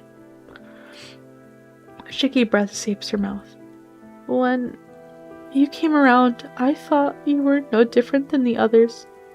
That you were some self-centered, pretentious midwit who only cares about his image. That's when I got the idea of using you to swap out your art with mine. Didn't seem like the kind of person who cared about what he gets, the attention from others, just that he gets it. Her description of my character feels really productive, but the ache in my chest tells me it hits a little too close to home. But that's not what I think of you now. Edekin's the one person I can trust. So when he went to bat for you, saying we'd make good friends, I was worried. What's so special about this guy? I honestly got scared he'd be wrong. That you'd just be like everyone else and I'd be settling myself up for failure. But worse than that, Inko, I was afraid to be right. And that I'd have to face what I'd done to myself. And now I've gone and done something like this. Switching my contest entry? She nods, swallowing hard. I wasn't thinking. Suddenly everything was out of balance. Everything I've created, all my work, my own little world was suddenly changing and I had no control of it. I just had to do something. I didn't know what I was doing that. Or I didn't know I was doing that. I'm sorry. She stops to process my words and continues. I knew I'd get caught. It's stupid. I was hoping for it even. Someone to figure out that it was swapped so it would be changed and everyone would be none the wiser. She turns to face me with a silver eye welled with tears. I'm sorry. Please don't hate me. I don't want to go back to being the person I used to be. The person who didn't care about hurting you. Her head tilts downward with a violent hitch of breath. Every claw's extending grip at her knees in a painful display, and yet Olivia chokes back any sound she'd make. Her body shudders with every heavy breath from her, and I realize that every last defensive barrier she had was completely gone. Olivia's laid herself bare, leaving only the crying girl desperately trying to silence her pitiful tears.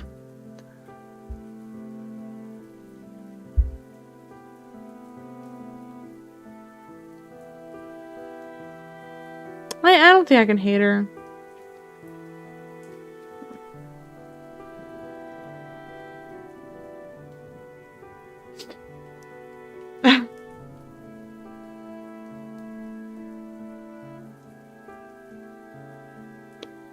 I don't think I could hate her, that's the thing. But like I'm just gonna trust my gut. I'm gonna actually try to understand like why she did this all. But why do all this? I'm going to hate myself for thinking this, but she still hasn't really told me why she did it. I don't want to push the issue too hard, but if not now, when? They're actually thinking for once. I'm surprised. I didn't trust Inko for a moment. I just want to know why go through all the trouble. What were you trying to accomplish? Maybe, okay, I'm thinking.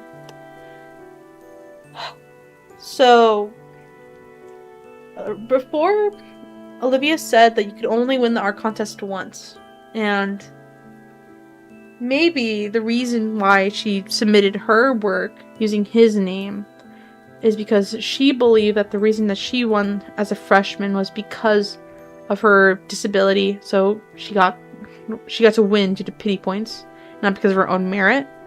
And Inko, new student, nothing wrong with him. He seems like a normal guy.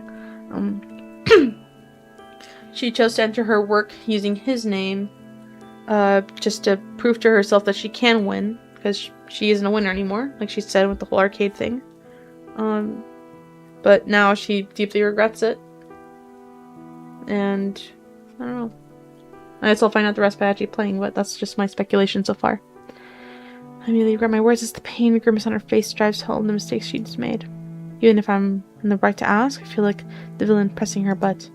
Out of respect for Olivia's feelings, I stand steady, because to back down would be to denigrate her like all those people in her past had done. Shit. Oh, I wanted to see what people thought of my artwork without knowing that I was the one who made it. Why would you want that? Isn't it obvious? It's always the same thing. Her voice to the ear pitch. Oh, you're so talented in spite of your condition. This time it's higher, shriller tone. Amazing! It's like you aren't disabled at all. Her voice returns to those time, with this time weighed down with contempt. For all their kind words, it always came back to those empty platitudes. I never felt like they cared about me or my interests. It was always just blind praise, because I'm doomed to never measure up to the same level of expectations. Oh yeah, no, this has like really good plot. The worst of it came when I found that I couldn't even film on my own. The sound of her talons tearing more paper on the floor enhances her heated words. Even when I intentionally do something wrong, someone's always there to pick up after me, or to assure me it's good in certain lights. She rips more of the page with every sentence. They're just odd sketches through the year. Nobody else has to live with this paranoia. That every positive word spoken and action taken to help you is just out of someone acting out of obligation or insecurity. It got so bad at one point I was almost being forced to accept these freaking accommodations. I just ended up, she drops with the little remains of the patron ceremoniously, cutting everyone out. I'm never going to come out on top, and I'm never going to be allowed to fail. Nobody's allowed to feel anything but pity for me when they meet me, and guilt when they even considered not just giving me a free pass. Oh wait. There is a leaderboard. It's a Twitch, it's like in the Twitch About Me section. I have it set up with Streamlabs. Also, I hope my voice acting isn't like abysmal. I'm like trying because it's fun for me. Nobody has any agency, and that's just how things are. The bell rings from a distance, signaling the end of lunch. Within my mind, I can vividly imagine the sound of our classmates grumbling complaints as they shuffle the class. Instead, I choose to listen to the rain, how the soft pitter-patter of droplets land atop my umbrella before slipping gently to the ground around us. Internalizing that sound almost alongside the dimmer ambience and overall wetness has turned the tiny park I'm accustomed to into a near-alien local. I wonder to myself, if this is why Olivia came out here. In a small way, all of her work seemed to revolve around average places, but altered with unnatural and beautiful overlayings. Creating from the unfamiliar yet adding to the fantastical. I look over to Olivia, who also seems to be lost in thought. That does sound pretty tough. You going to be alright? No, honestly, it's only the start of it, but I don't want to. No, you wanted to know, right? I want to tell someone. Anyone. Right now, it's just Ida-kun. I'm sure he's sick of it. Alright? This crap even affects my family. You say like you don't think they are. They aren't though. I can't change that.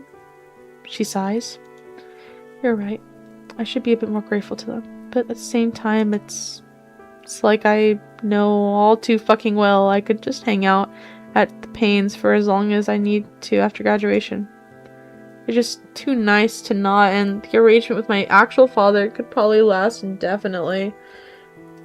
I could just detach from society and leech off everyone around me forever, and it's still just be pity and guilt. But you saw them at the pool party. They love you. I know, and I hate it, and I want to love them back, but I just can't. Not now. Oh, you wasted so much. Who am I to suddenly turn around in my last year? I want to just get out of their hair, not waste their time anymore. Otherwise, I'll be the one hurting them, wasting all their patience and kindness for years I already have, and I'd never be in the wrong. Who the fuck wants a free ride through life like that? And that's all I have waiting for me, realistically. Damn it, why am I telling you all of this? Olivia clutches her throat. Her voice has gone strained and weak.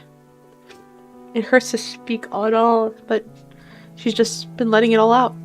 Hell, what am I doing just watching? I'm such an idiot. I rummaged through the inside of my backpack again until... Aha, here it is. my throat is getting raspy too. Pulling out a water bottle, I offer it to her.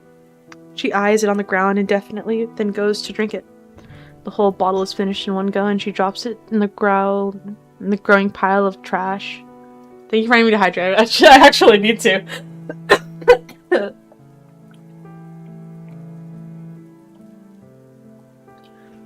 Hold on, let me blow my nose too. Shit, man. Sorry, it's so sad.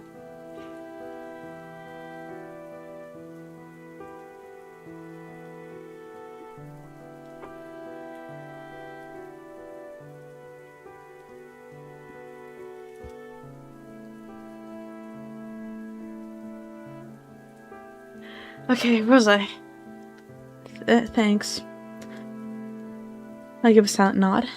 She looks off to the distance again, picking up her train of thought. That's why I had to do it. I had to know if I really was good at something for once. Really, genuinely good. No false praise, no parasocial relations where I'm verbally filleted so everyone else can feel better for it. I had to know my art was real. That I could be something for real. That I have a real way out. Atkin assures me all the time it's good enough. Fuck, why didn't I listen to him? Probably knows everything by now anyways. He usually does. Honestly, taking all of this in at once is challenging to digest, to say the least.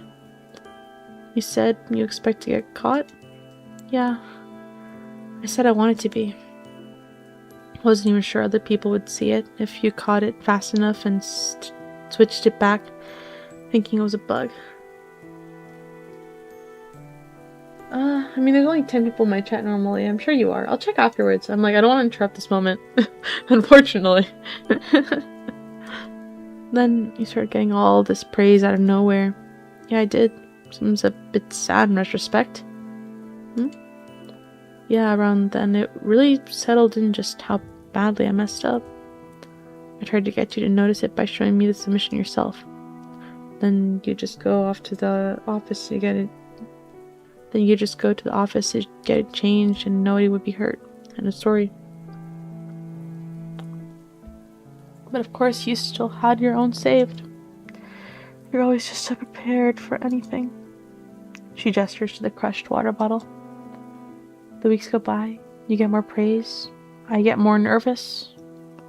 And today, and Louis' hand finally fell into her lap, limp and spent. Here we are. My turn to say something, I guess.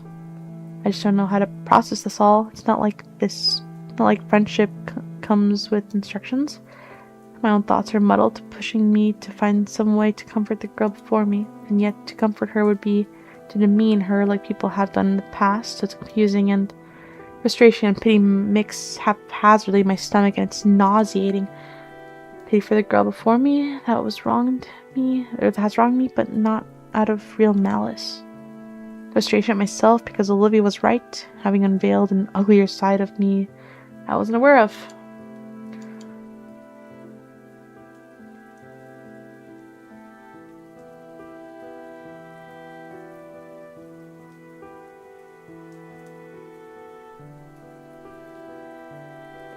I actually don't know what to pick here. If she fails, she'll feel the reality, I feel, of like her actual action. Like, if I let her fail, then she will feel the reality of her merit and the consequences of her actions when she doesn't want to be babied anymore. And I think that's like the most accurate thing to do. I'm just scared of, choosing. I'm just gonna pick. Her thoughts line on what Olivia said earlier in the conversation. I'm gonna tell Principal Scalar. Olivia flinches a bit. Principal? Why? Is that what you did? You said you expected to get caught. You can't tell them officially anything but that. Olivia shifts uncomfortably in her spot. Why not? They found out it's all over. Isn't that a bit extreme? Mostly it'll be the end for you too. It's my turn to flinch. Olivia is getting worked up again. New fear starts spiking through her eyes. I don't need to ask. Olivia answers anyways. You didn't talk about it until now. After it's nearly guaranteed to win with the stakes. Yo, Stream Elements just punished itself. That's actually funny. What the hell? Anyways. Stakes, you look like you were complicit. Or worse, it was your idea. You'd be a fraud. There's that word again. Fraud. No. That word all over my record in senior year. When I'm about to have to find a career. Fraud. But even so, it isn't the right thing to do. I can handle it. Don't worry about me. Please, Inko, no. There's more. I told you it's not eligible to even enter. I already won before. I already got the notoriety and the money. The winning piece is featured on the cover of Volcarona Monthly and even gets an article. That's more than a scholarship. It's a foot in the door. I can't do anything about the money. It's long gone, but if everyone knows what I did, and it gets to those magazines. She clutches the sleeves of her hoodie and stares me dead in the eyes. I needed to graduate. I fucking hate it, but I need it. That's my only way out. My only way to actually go somewhere. You're putting all your eggs in that one basket? There's no other basket. I can't risk it. I just carried on about why does nobody let me fail but this. It's serious. I can't know. Please let me go. I can't lose everything over this mistake. I just can't. I can't. Fraud. God, not that. But it isn't. It. Lily grabs the sides of my jacket and yanks herself close. Emotion tips the umbrella over. It slides a few feet away in the breeze. It makes her almost lose her balance and fall over onto me. Her breathing is erratic. Nico, listen to me! Please, I can't lose this. I can't be doomed to be nothing. This is all I have. I can't go to someone about this. I'm begging you. She's tugging me towards the ground, closer to her. My jacket's starting to tear. I can feel her anxiety by now, how her hands are quivering with fear as they grip tightly at my coat. It's my fault, okay? Not yours. You don't need to make it your problem. Please. Okay. Nobody else needs to know. It'll have to be our little secret. We exhales and let's go. Monty! Sorry, Monty is like meowing down the hallway. Monty! Come here. Monty! Oh my cat.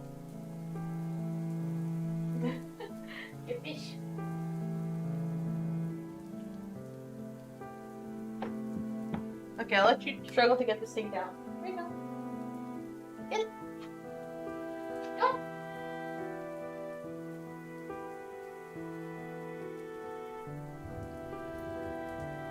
Okay, I'm sorry about that.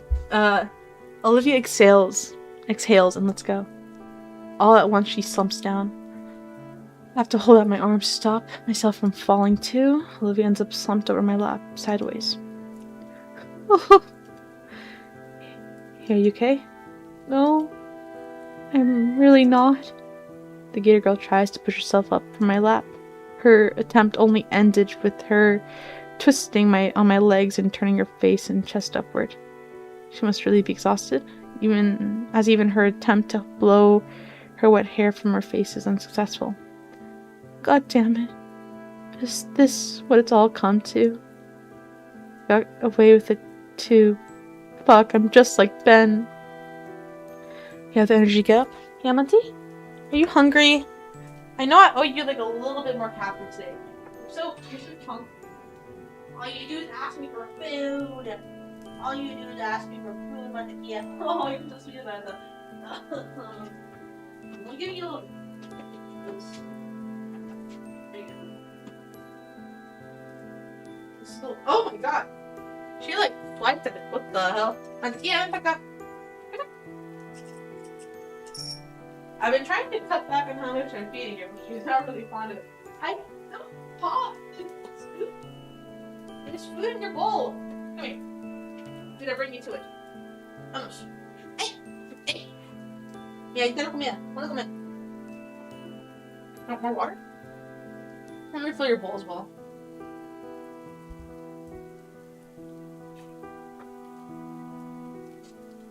Dude, my nose is running. This is really bad.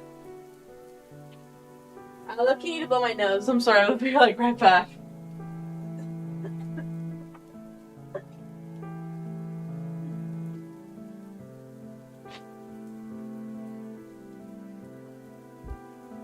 Oh, Monty? Good? She like ran around my room just now. Okay. I am so sorry for the hold up. Okay. Have the energy to get up? Not yet. Olivia? What's wrong with Ben? How are you like him? She exhales hard. Oh, the bot keeps killing you? I think I mean, I can just post a screenshot of it for you in the chat. I mean, look, man, there are more important things to deal with right now. We'll deal with this later. Capiche? But no, it should be like in the freaking the lower part of the stream. Let's not worry about it. And it's all his fault. All of it. Mantequilla, ¿qué pasó? Why is she meowing so much? Hey, what's your deal? Man, give me your food right here. You're acting so hungry, but you have food. I feel like entice you to come eat. Shut it up.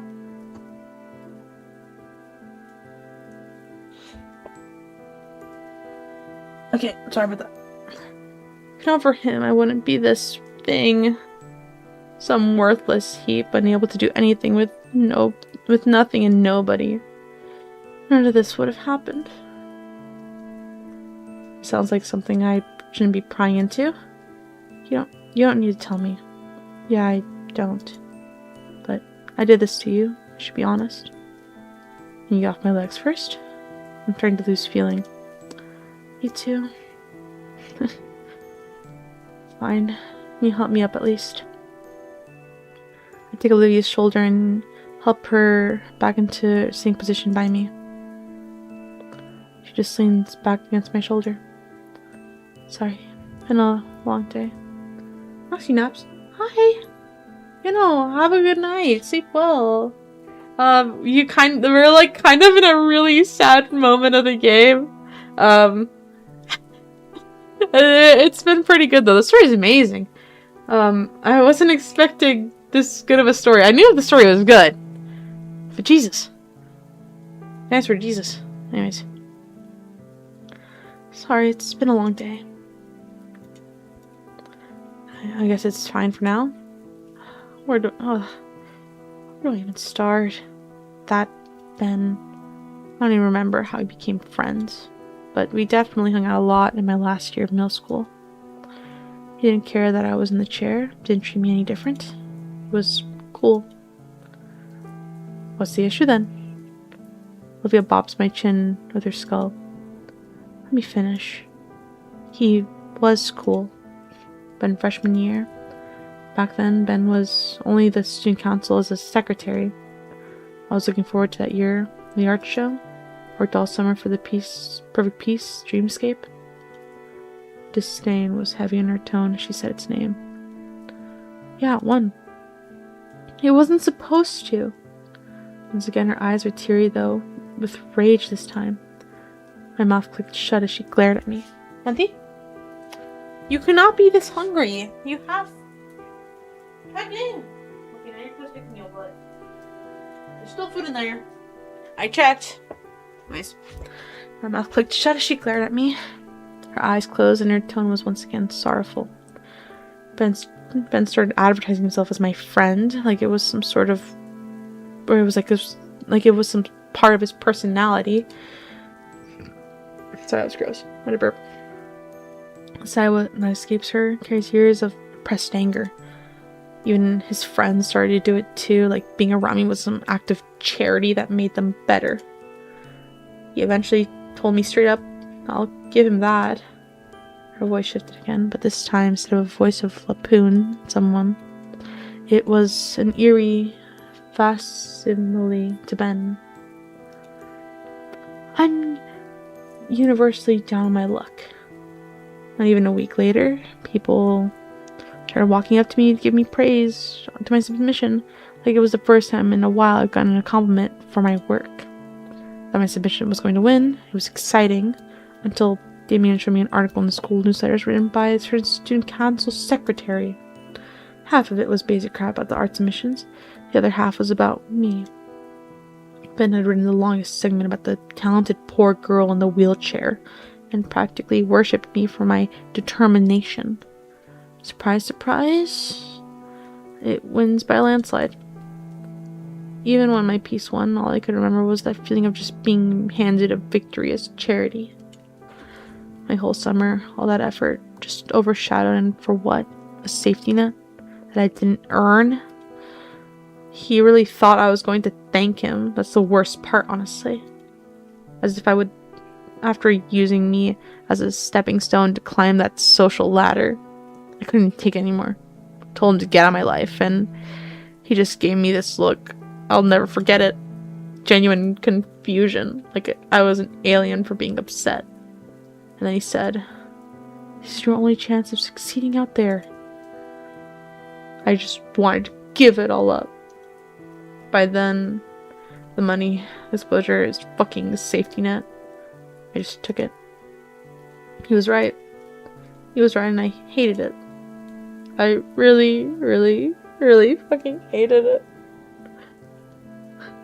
So that's what's been between Ben and Olivia. I figured it was something, but geesh. After that, I just couldn't. I shut everything out. Everyone out. Everyone was fake.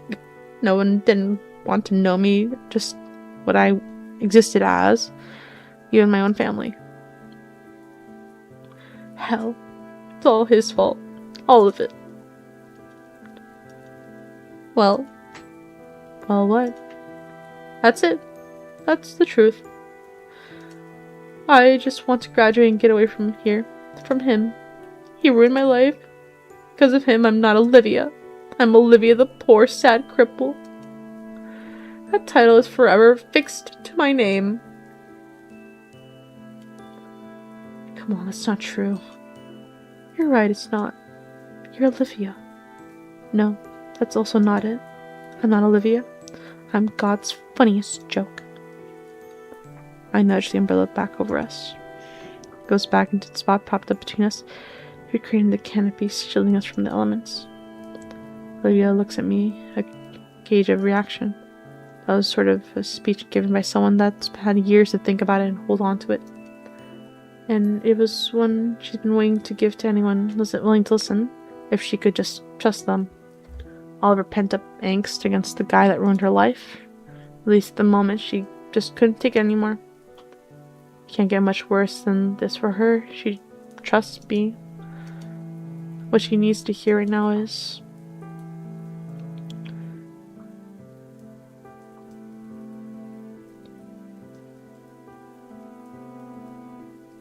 you can still take back the reins of your life and make your own mistakes. I think is the right choice. I don't know.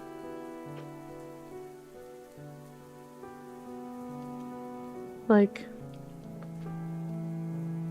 okay.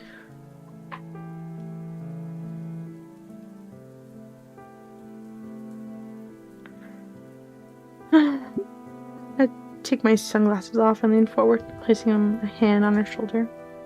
She takes a moment to register the new sight and looks right at me, anticipating whatever I'm about to say. You're not a joke, Olivia. I appreciate you trying and all, but it doesn't matter.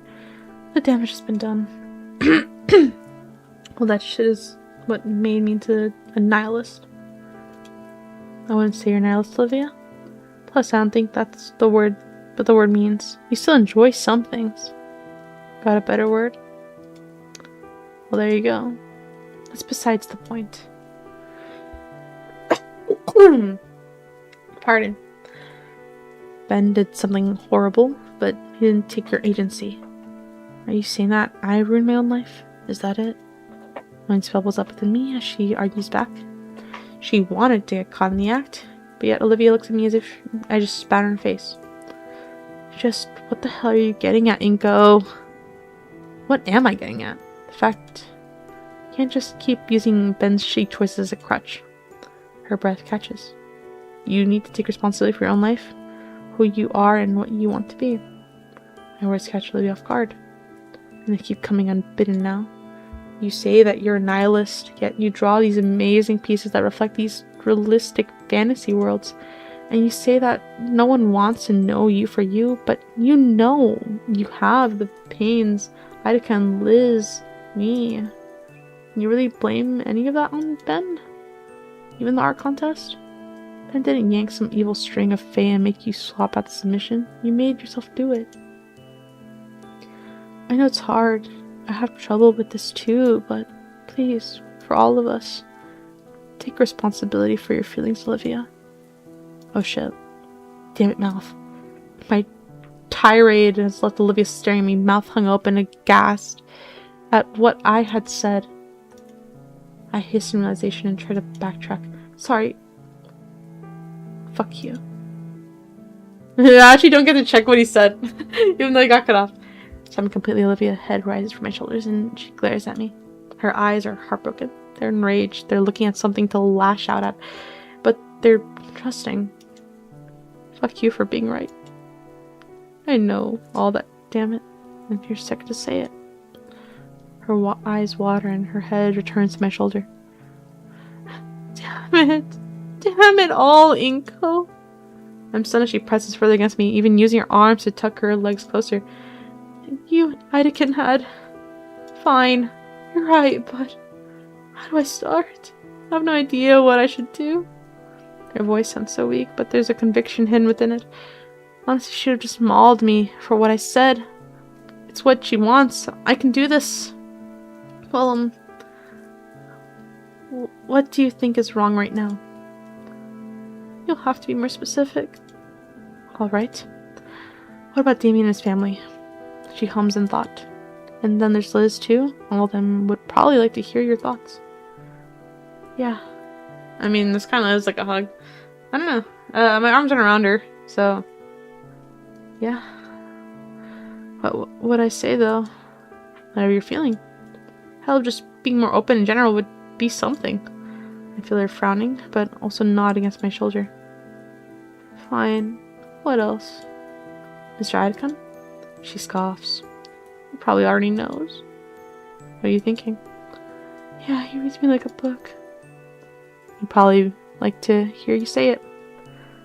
Yeah, he would. And me too. You got your turn. You've told me just now, but I'd like to hear more about you. You're my friend. I'm alright. Starting now, you feel her rumbling growl before she sighs. I'm sorry, Inko. For all the shit I've put you through since you got here. For being a really shitty friend. For you having to put up with me. I choose to be your friend, Olivia, so don't apologize for that. Leah looks at me through the corner of her eye. Ben can't take your agency, and you can't take mine. I'm choosing this. You're silly. Her words were strained, and not from a lack of water. The regret in her voice was raw, along with the honesty. Thanks. And I forgive you. And once again, silence. I fumble with my sunglasses, debating whether I should bother with them, given the rain. Might as well, I guess they're our prescription after all. We just lay back, listening to the patter of rain against our little tent. Just her and I, secluded from the world that's done so much to crush her. Oh, thank you for letting me take care of myself. Thank you.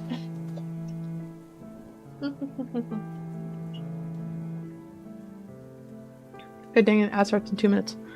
Man, she's really leaning against me. I crane my neck so I turn and look at her. She looks so at peace now, even with the smeared mascara and wet hair. I was starting to lose feeling in my arms though. And watching her like this is... That's a snore. I guess she would be pretty tired. It's been a pretty long day for both of us, even if it's only 4th period. Did I do alright? Did things turn out pretty okay? But I'm anxious. The best I can do is be there for her. In this case, it's letting her have my shoulder for a bit. Honestly, good question. Pressed up against me. My eyes slide closed and I try to lose myself in the pitter-patter of the rainfall. Oh my god. Olivia jerks herself up and starts coughing into her fists. Fuck, how long? About 5 minutes, probably. Jeez. Sorry. I know, I remember when you got onto me for just sitting near you back at the party. Shut up. It's like you're improving a bit. Olivia bonks the umbrella, just making it splash a bit onto me. Hey! Anyway, Olivia stretches her arms. Things go quiet again. Olivia finally breaks the silence. I know you say you forgive me and all, but I still feel like shitty for putting you through all this. Now everyone's going to expect you to be skilled at painting. I snoozed again. They'll call you a fraud. Oh yeah, I was trying to not think about that. Damn it, it's not my fault. Leah rests her arms over her knees, and I'm surprised she manages to bury her lungs down in them. And an idea hits me. What if you taught me for real? Leah raises her head onto her arms. Taught you? Painting. For real. It's like you say, I have expectations to fulfill. Would you teach me how to paint like you do? I don't know.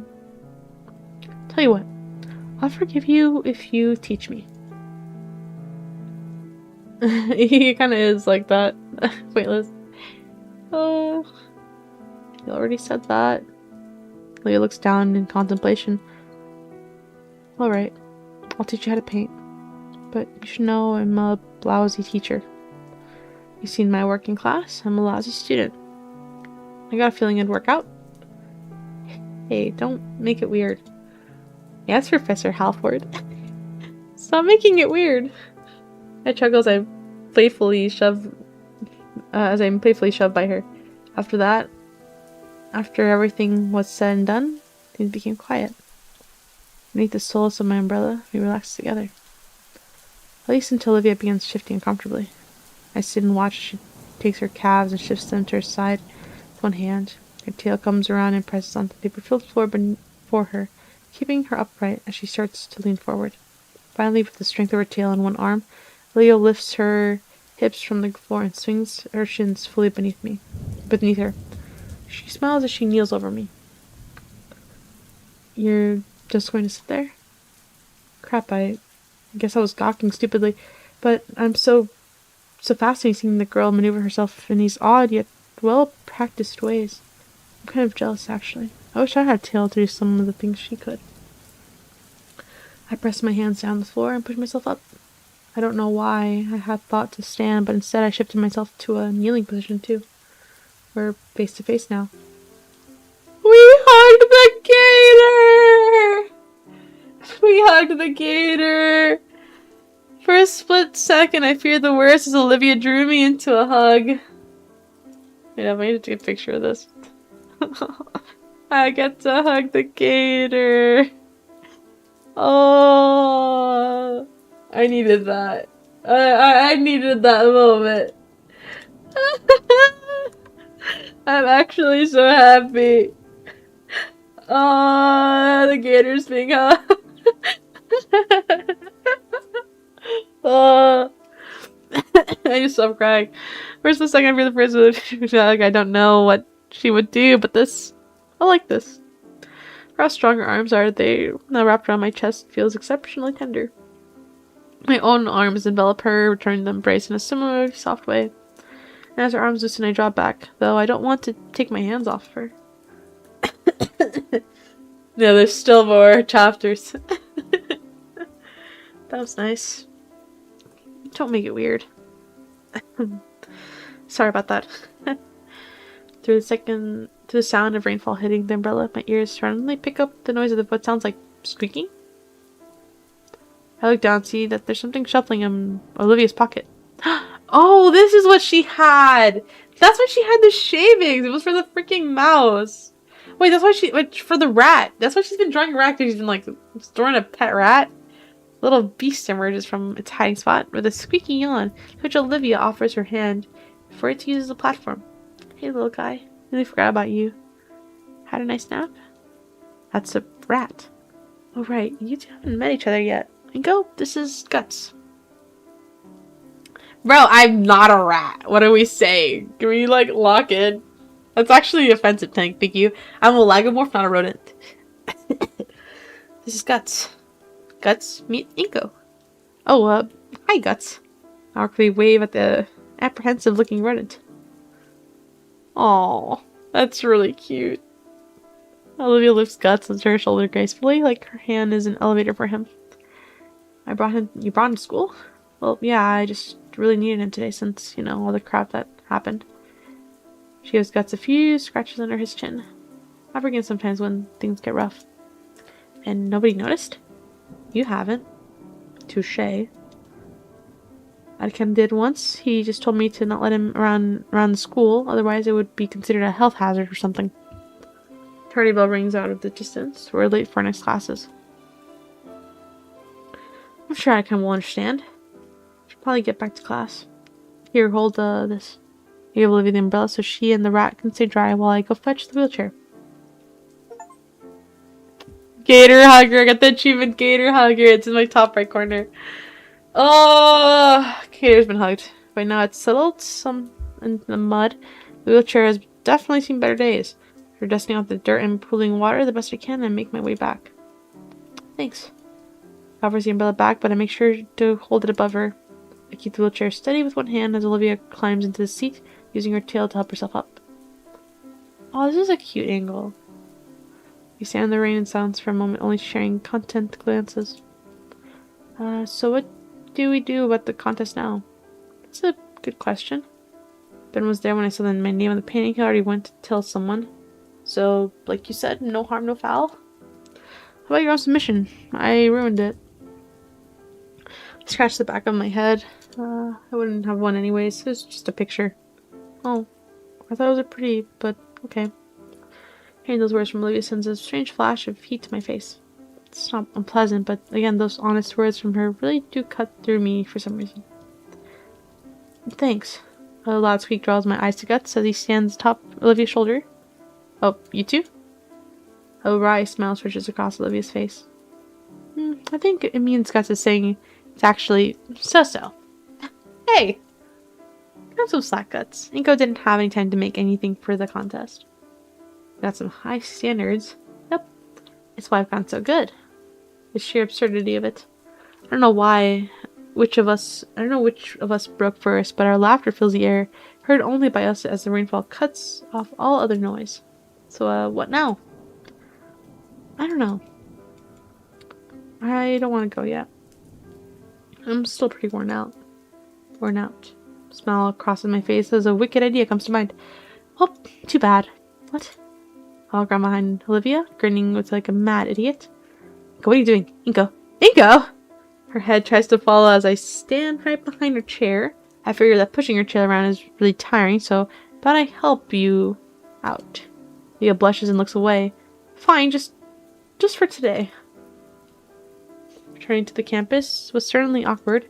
Passerby look at us. It's not the most common scene to see a girl in a wheelchair just roll on in a sopping wet and tracking mud in. More likely, though, it was because said girl had taken to using my umbrella to hide herself from those looks. She was already extremely red in the face. It was a conundrum: drop the umbrella and let people see her, or keep it up and draw more attention. We shall name it the Nito Theorem. She's gonna kill me if I ever attempt to publish it. But making our way back to Olivia's current class, she simply shook her still concealed head. I really didn't have much choice from all that. I knew of the girl. Her last classes were all in the upper levels, and she was in possession of the elevator key. And I was in possession of the weakest knees here in St. Hammond, at least according to Coach Sully. So I wildered my current photography class. On the way over, she kept bending her head back to peek at me. She was making sure I was still there. Knocking on his door, or on his closed door, the pterosaur professor didn't even bat an eye at the poorly hidden girl. He simply stepped aside and let us through. Ben was looking our way, but I chose to pay him no mind. After everything I heard, Olivia didn't even register he was there. She simply rolled herself to the back of the classroom and through a door into what I always guessed was Idacon's supply closet. You know what? I'm an idiot. It's a dark room, isn't it? The stares of my other classmates abate, thankfully, as our teacher continues his lecture. Taking my own seat, I focus on Idacon. As much as I could, at least, my little thoughts kept me distracted the whole period. Just before the bell rings, Idacon stares me dead in the eye. He points a stern finger directly at me, then to the floor to signal, "You stay." Aw, man.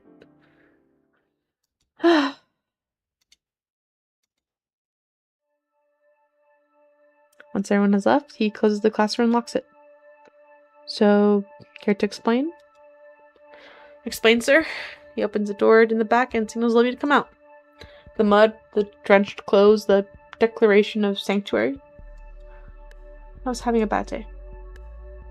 She's looking a bit better, still drained, but she's not shivering. Her rat sits on her lap, and Idacon extends a finger down to scratch under its chin. I can see that. He takes a seat against a nearby desk and waves a hand to Olivia to come on. When she doesn't, he shifts his head into me. I look between the two of them. Mr. Idacon's expectant leer, and Olivia's pleading eyes. Ultimately, I shake my head in the negative. I just helped Olivia get out of the rain. Of course. He slashes further atop the desk. Can I tell you something? Can I tell you some other time? Sure. Whatever it was, it looks like you recovered pretty well. He doesn't answer verbally, just giving him a bashful smile and a nod. Was it about your work again? Yeah. Oh, this girl. He turns to me and points a thumb at her. You know, the work she's so concerned about absolutely wrecks the grading curve in my class. For the sake of the other students, I had to put a limit on extra credit assignments. Really? Yeah. Never before would I even consider such a restraint. Why punish someone for working too hard? I would think to myself. Then 4 years ago, this little green goblin comes rolling into my class, half a semester and more than a few angry calls from parents later. My hands were tied. Young lady simply does too dang much. Olivia smiles, but doesn't look up from her pet. Was that much better than all the other students? Well, no, I don't grade on by technique. If I did, you'd be in big trouble, Inko.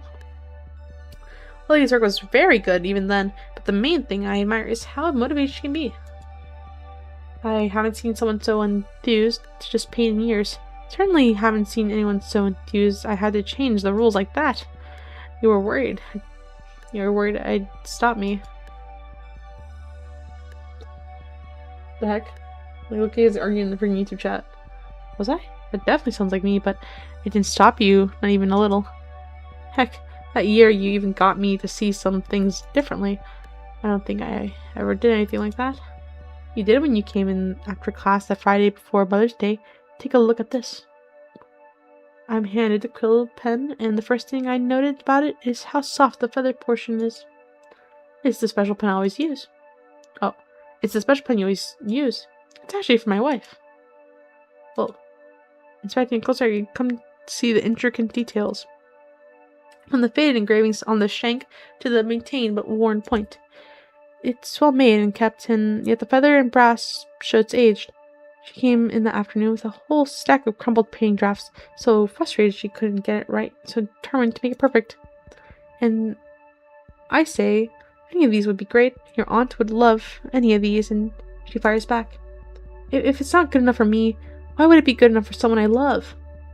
I did not have an answer. So I tell her to take a step back, take a few hours to go over fundamentals once more, send her home to try getting it right over the weekend, and come Monday she returns and hugs me first thing. That Friday night, though, what she'd said was on my mind. I talked about it all night with my wife, then that morning I decided to make a change for myself. My wife was molted at the time, so there was always a new feather, or 3, in our blankets each morning. I took the biggest one, preserved it right, got a bit of help to make it into a real pen, and I've used it ever since. Helps me remember to do my job right, for the people I care about, and for the people my students care about. I think that was it. It's that childlike reasoning that comes so naturally for youth. That reasoning, it makes a type of innocent, earnest dedication, something I think I lost for a while. Don't give me so much credit. You haven't lost it, have you? Good. Don't lose it for me, okay? Okay. I can yawn and stretches. You feeling alright to go to your next class? Yes. I'm ready. Great. He claps a hand over my back. You should do this sometime again. Bro, why are you arguing in the freaking YouTube chat again? I swear.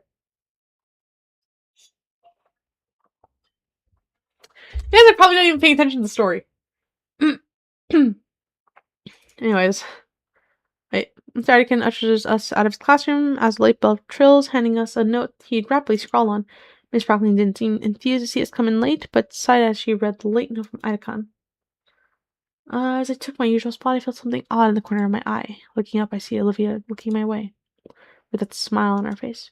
One that spoke so many words, yet I couldn't figure out what. Oh, thank you for letting me take care of myself. Okay, you are paying attention to the story? Okay.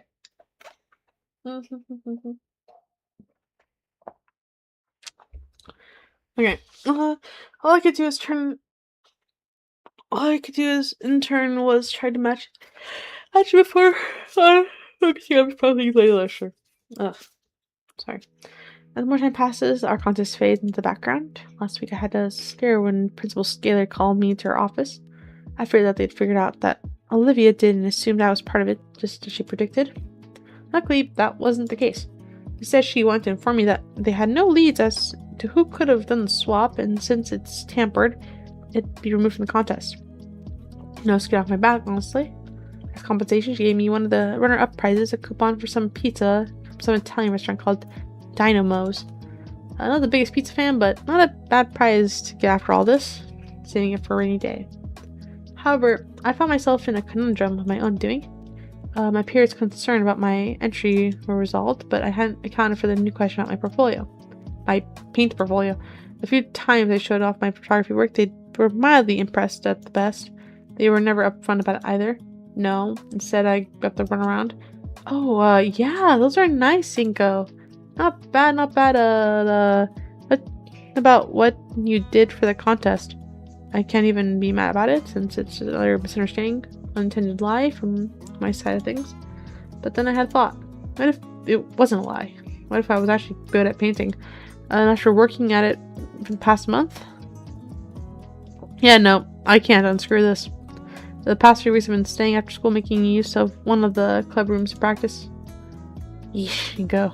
Did you listen to any of the tips I gave you?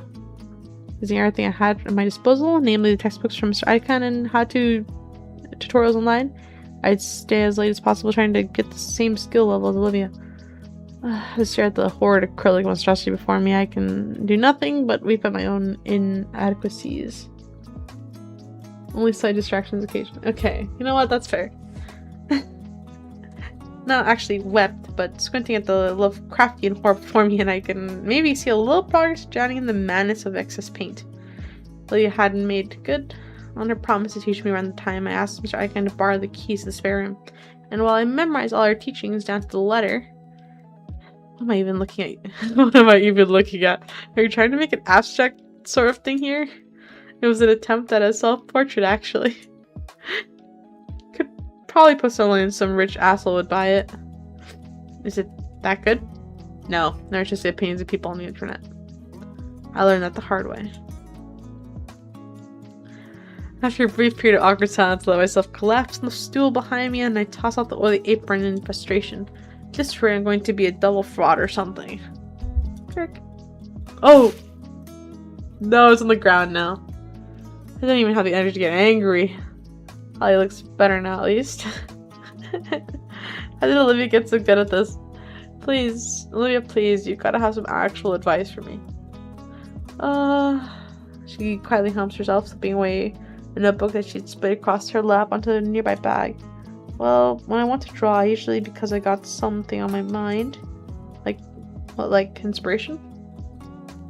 Kinda. More so that I just envision something and I want to put it on a canvas.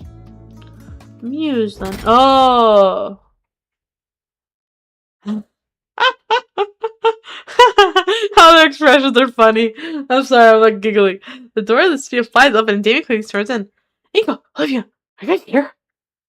He takes heavy breaths as his vision darts around the room. For a moment of surprise, I raise my arm to catch his attention. Damien, what's wrong? The hyperactive Dilophosaurus spots me, taking a final breath before jogging over. Guys, I need to ask you something. What? Is everything okay? Is something happening? I can't help but panic. I've never seen Damien this flustered. Do you want to come to the arcade with me and Liz? Oh my god, that's what it was. Dude. Is that it? Yeah. That's what I said. Wait. When was this decided? I thought something bad had happened. Nope, just asking Liz. Or just asking. Liz already has the car prepped and everything. Oh. Probably should have expected that, but still. How did you know we were here? I didn't. I just kept opening doors until I found you two. I've been at it for a while, actually. Damien's eyes dart to the canvas that lies on the floor next to me. You're working on your next masterpiece? Oh, painting sideways is probably one of your trade secrets. Aww. Olivia hides her sticker with her hand. Don't worry, I won't tell a soul. Yeah, that's right. Don't tell anybody. Laying down, pick up the canvas, place it upright, deciding to remove the ugly painting and place it in the corner of the room to dry. Anyways, how about it? To the arcade? Olive Barry Onyx fidgets her brow lowered. The contemplation she considers the question. The arcade. It's not like I had any other plans today. Sure. Oh crap. Sure, why not? Alright, let's go. Wait, don't just... he stole her. I mean, not... he just...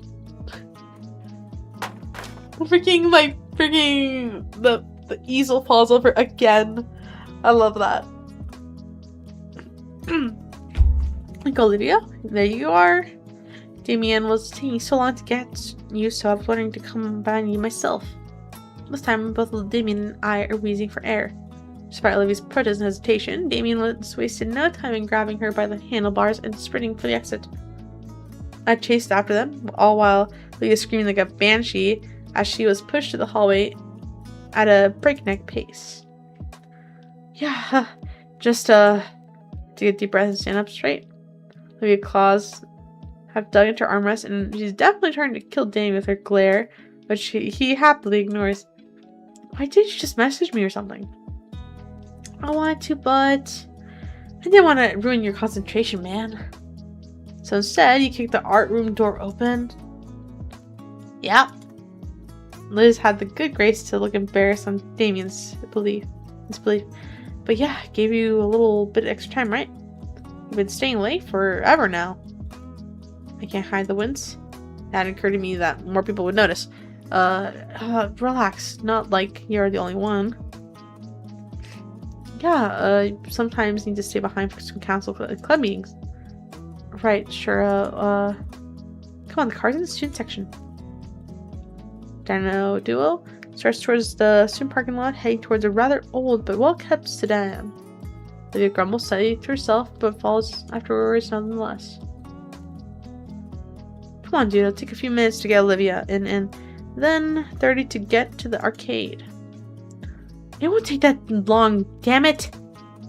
Olivia huffs and wheels herself to the passenger side, opening the door for herself. Do you need any? It's fine.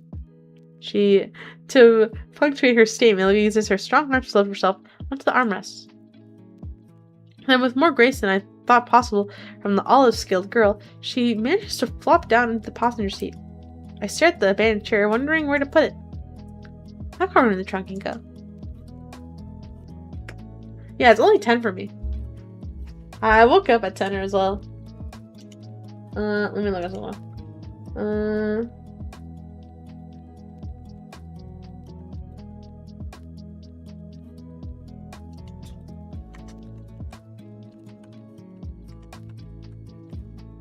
Okay. It is true, it is 10. I look-key when I'm working commissions, before I go to bed, or at least like doodle. I'll take a moment to unwind, play with Monty. I think this is good. Chapter 6 was a lot. I think that was chapter 6. We got to hug the gator. It only took several hours of gameplay. But we did. There is obviously more to the game, and I'm gonna play through it. But I'm really happy. I'm quite content. But no. I appreciate you guys watching. For me, visual novels have always been one of my favorite things to play. Especially if they're well written. I don't know, I don't know, it's always been like an enjoyment of mine to read them out loud, even if it makes playing them take like 3 times the time that it normally would for anyone. I beat the game 15 minutes ago because I got to talk to the gator. Alright, let me save before I forget. Okay. But now let's go to my menu. I hope my voice acting wasn't abysmal. I just have fun. I'm not like a professional or anything. I just have fun. But yeah. It's late. Like for me it's late. For you guys it's probably even later. But no, I hope you guys have a good night. Take care of yourselves. Take a note from this game and take care of your well-being. But yeah. I'm actually still like really teary after like what happened. Yeah, no, you guys have all a good night. Thank you so much for coming to hang out. Bye.